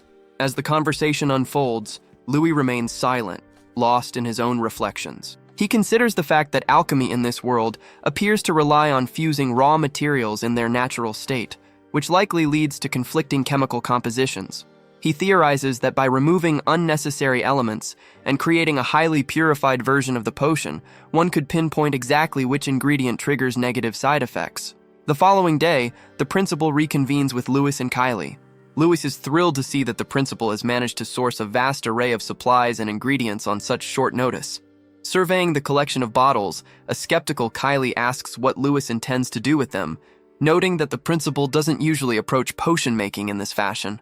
Louis simply asks for her patience, promising that his methods will soon become clear. He sets to work immediately, spending hours refining and experimenting with the materials. Eventually, he produces 3 distinct potions and announces his success. The principal is left in total shock upon realizing that Louis has successfully isolated every individual component from the original mixtures. Convinced that the boy possesses a legendary, divine-level talent, the principal excitedly asks if Louis would be interested in studying potion-making seriously under his guidance. He suggests that with such ability, Louis could one day become a world-renowned authority, perhaps even exceeding the fame of Lady Million. Humbled by the offer, Louis tells the principal that it would be an immense honor to learn from him. This response fills the principal with pride, and a bond begins to form between the two through their mutual love for research and discovery. Kylie, however, watches their growing friendship with obvious disapproval. Later that night, Louis returns to his private studies of magical theory. He reflects on how the energy in the potions comes from their natural ingredients. Since plants need water and soil to survive, he begins to see a deeper connection between these elements. To him, earth and water are the fundamental symbols of life. Just as this realization hits him with the force of a lightning bolt, a violent reaction suddenly erupts across his workbench. Kylie can only watch in total disbelief, unable to comprehend how yet another strange phenomenon is occurring around Louis. Unexpectedly, Louis experiences a profound moment of internal enlightenment. Almost instantly, thick vines and roots begin to crawl across the room, spreading with wild energy. The principal stands back in awe as the massive chamber is suddenly overtaken by the sight of growing trees and an emerging forest. He finds it impossible to believe that the latent power within magical potions could manifest such an incredible phenomenon. Louis calmly clarifies his discovery, explaining that true creation isn't about destruction or grand displays. Instead, he describes it as the simple process of providing moisture to the soil to nourish life and allowing new growth to emerge. Based on this insight, he announces that this newfound force should be known as the wood element. Since she has never heard of a wood element before, Kylie is left entirely bewildered. In response to her confusion, Louis simply raises a finger, causing a beautiful flower to bloom right in front of her. As she reaches out to touch it, the flower suddenly emits a cloud of defensive pollen. Kylie is too slow to react, and the substance causes a red rash to flare up on her hand. The situation escalates quickly as the surrounding vines transform into aggressive, monstrous plants that launch a direct assault on her. Angered by the sudden attack, Kylie activates her fire attribute to burn through the vines, though she sustains a few minor injuries during the struggle. As she defends herself, a terrifying thought occurs to her. Louis isn't just creating life out of thin air. He is also weaponizing those creations with unbelievable speed and precision. Louis calmly points out that generating plants isn't even the primary strength of the wood element. He explains that its greatest utility is actually the power of healing. This revelation causes the principal to have a breakthrough. He realizes that if Louis is correct, the underlying principles of recovery potions and healing ointments might have been tied to the wood attribute all along. Louis confirms that this is highly likely, explaining that the presence of elemental properties is what truly distinguishes a magical potion from an ordinary plant. Filled with excitement, the principal realizes that composite elements, alchemy, and potion making might all be parts of a single connected system. Because of this monumental discovery, he promises to personally supply Louis with every material he needs for his future research and experiments. When Louis offers his sincere thanks, the principal just laughs. He tells Louis not to worry about gratitude, joking that if these discoveries keep coming, he will likely be the one stuck doing all the exhausting follow-up work anyway. Before concluding their meeting, the principal poses one last question to Louis. He remarks that in the human world, physical strength is just a single part of a much larger puzzle. He explains that if a person truly wants the power to alter their own destiny, they must understand that there are complex truths far more important than raw power alone. To test his abilities further, the principal brings Louis into the forest. There, Louis uses his new wood element to make life erupt from the earth at their feet. The principal is once again stunned. Even after seeing it before, the way Louis can grow such valuable flora so quickly and easily feels like a miracle to him. Beyond just creating plants, Louis demonstrates that he can even produce food in a matter of moments. However, Louis points out that this skill drains his mana much faster than he had anticipated. He notes that the more rare or valuable a plant is, the more energy it takes to manifest it, admitting that he is currently pushed to his absolute limit. Despite this, the principal is satisfied, reflecting on the idea that everything has a cost. In his opinion, the price Louis pays is still remarkably low compared to what anyone else would have to give for such results. The principal goes on to praise Louis for his incredible breakthroughs, specifically his ability to purify potions, eliminate their side effects, and invent entirely new mixtures using wood magic. He stresses that these accomplishments are unique to Louis and that no one else could have reached this level of progress. Following their time in the woods, it is revealed that they have set up a secret laboratory in an underground cave system beneath the Candria Arcanist Academy. In this hidden workshop, they conduct experiments to produce various boosters, including potions for mana restoration, body enhancement, and mental recovery. Picking up one of their recent creations, the principal decides it is time to check for side effects through a practical test.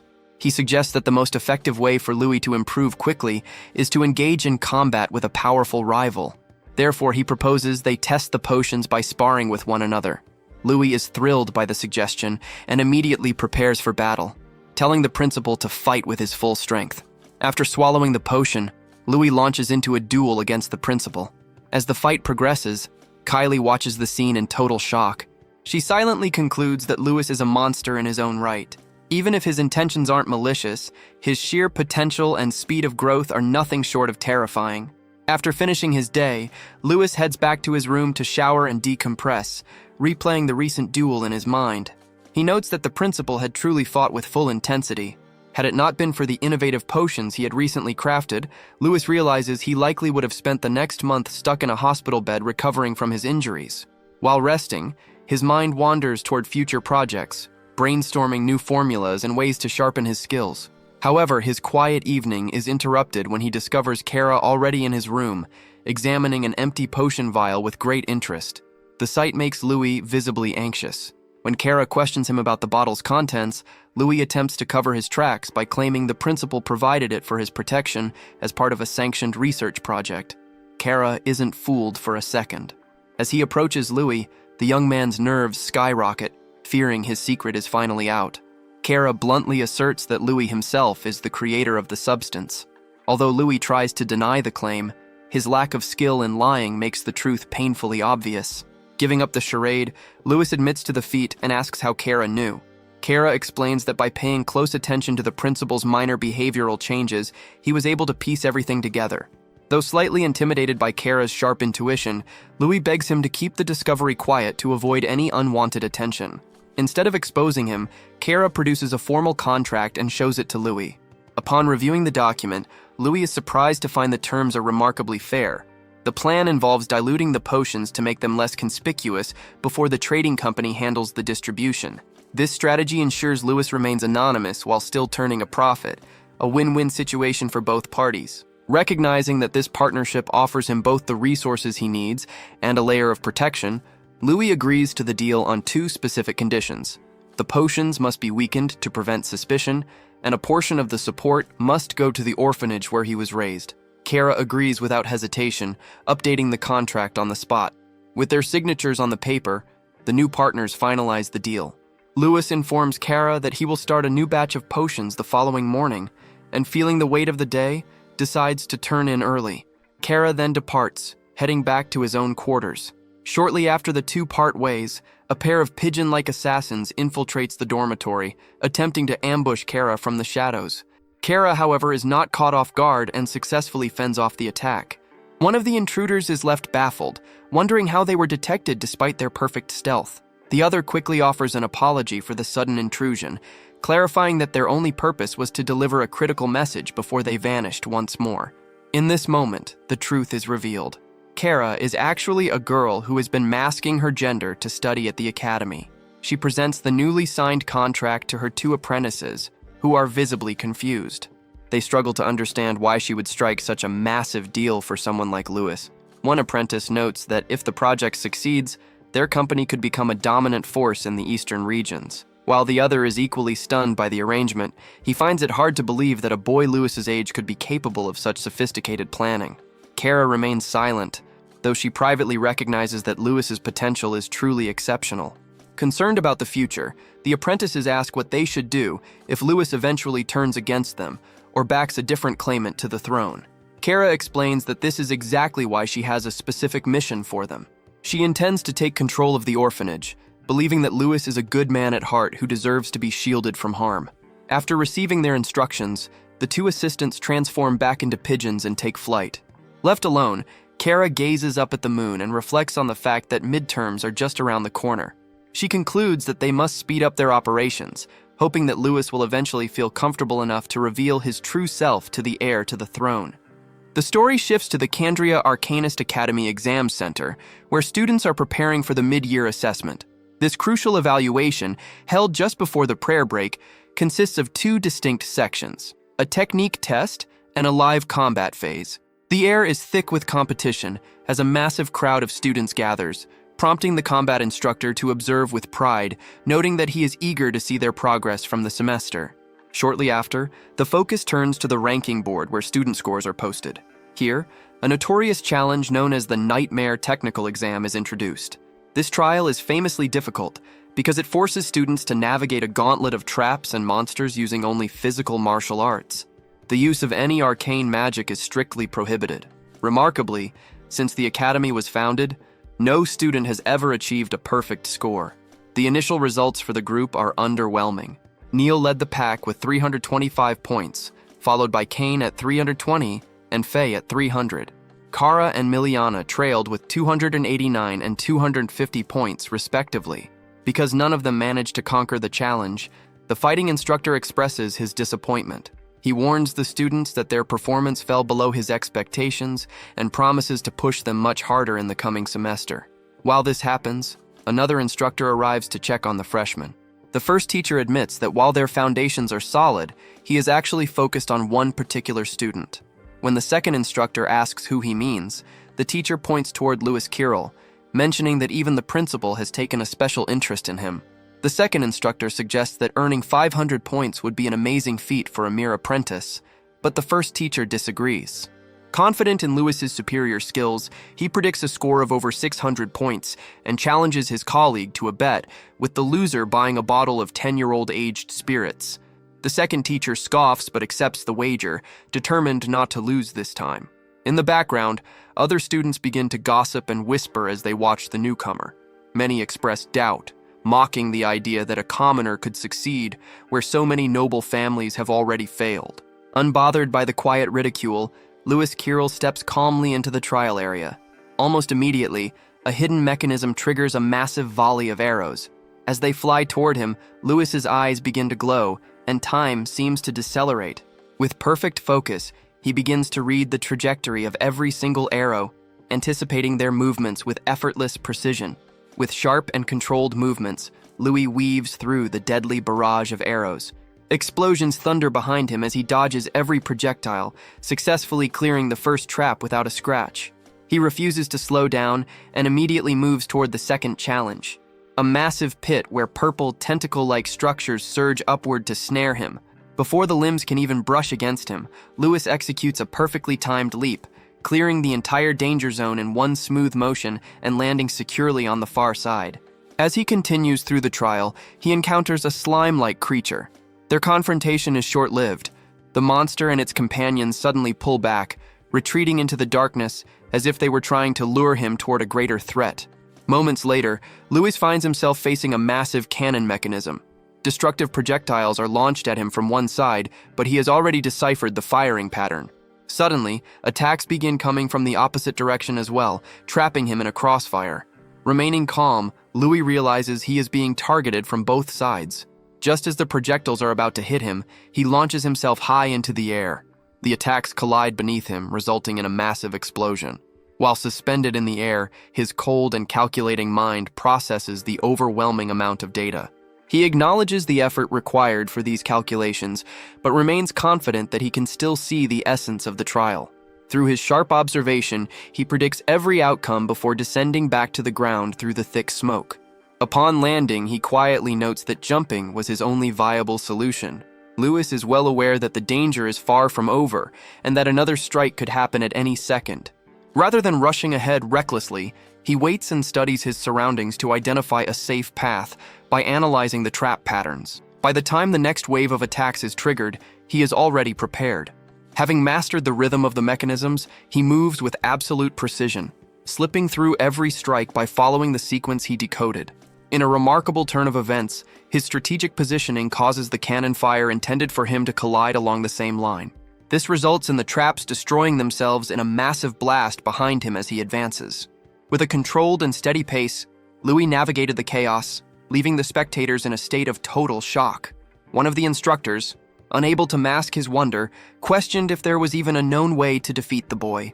He noted that Lewis had not only avoided every single strike, but was also managing to neutralize both the traps and the monsters simultaneously, showcasing legendary observational skills. The combat teacher, however, remained composed. telling his colleague that it was too early to be surprised because the student was likely on his way to breaking the record without even breaking a sweat. As Lewis moved further into the trial, a new threat emerged. He attempted to intercept an incoming strike but missed, as a swarm of strange purple bats began circling him with mocking speed. Their unpredictable flight patterns were so difficult to follow that a rare look of frustration flickered across Louis's face. As he stood his ground against the creatures, the second instructor remarked that since the Bat Lake Echo was considered the fastest monster on the continent, no amount of raw talent would allow Louis to succeed through physical ability alone. Louis, however, did not waver. He suddenly stomped his foot against the ground with immense force, triggering a powerful shockwave. This move signaled the start of a pre-planned technique. The atmosphere shifted as he launched a synchronized assault against every bat in the air. Although the creatures tried to scatter in different directions to escape, Louis moved with superior speed, closing the gap instantly. He began striking them down with relentless accuracy. Watching the scene unfold, the teachers were left speechless. Louis continued to eliminate the monsters without stopping, and his score surged at an incredible pace, climbing from 500 to 750 and beyond. Visibly shaken, the instructor praised the boy's split-second judgment and his ability to spot even the smallest opening. He mused with deep interest that if Louis were to ever join the military, he would be a formidable asset. Without ever losing his momentum, Louis steadily overcame every remaining stage of the challenge. When the dust finally settled, his final score flashed brightly on the screen, 9999. The students' reaction to this perfect result was immediate and filled with bitterness. Many were visibly angry, refusing to believe what they had just seen and whispering resentfully about how a mere commoner had managed to take the top spot once again. Stunned by the final result, another instructor asked if Louis had truly broken the record with a flawless score. The combat teacher, however, remained completely composed, as if he had anticipated this outcome from the start. He reminded his colleague with a small grin to have the alcohol ready before the upcoming holidays. Visibly irritated, the other teacher complained that this was precisely why he despised gambling. The atmosphere shifted as the students gathered around. Kane Oranka walked up to Louis and asked how he had managed to bypass every trap without relying on magic, wondering if he was using a secret technique. Milena also approached, warmly offering her congratulations on his record-breaking performance. Amidst the crowd, Neil caught Louis's eye for a split second. His expression was impossible to read, and he chose to walk past in silence. After a brief and casual conversation with his friends, the focus returned to the instructor. The teacher announced that the technical portion of the exam was officially over and that the live combat phase was about to begin. He explained that participants would compete in order and encouraged them to give it their all, even if things became a bit intense. Following this announcement, an arrogant noble student stepped forward. He noted that he was eager to see his opponent, viewing the match as a chance to teach the younger students a lesson. While fiddling with a unique ring on his finger, he checked his card and plotted to strike Louis Carril whenever he showed a moment of weakness. Nearby, Louis examined his own card. Kane Rinka noticed they were in separate brackets and remarked that their potential duel would have to wait until the finals. Faye Durahan chimed in with determination, warning Kane that he wouldn't even reach the finals if he couldn't defeat her first. While everyone analyzed their matchups, Neil looked at his card and smiled with satisfaction, clearly pleased with his assigned opponent. In the background, several nobles continued to mock the commoners, obviously hatching their own schemes. Finally, the instructor ordered everyone to head to their designated stations immediately. The participants began to disperse, preparing themselves as the first matchups were revealed.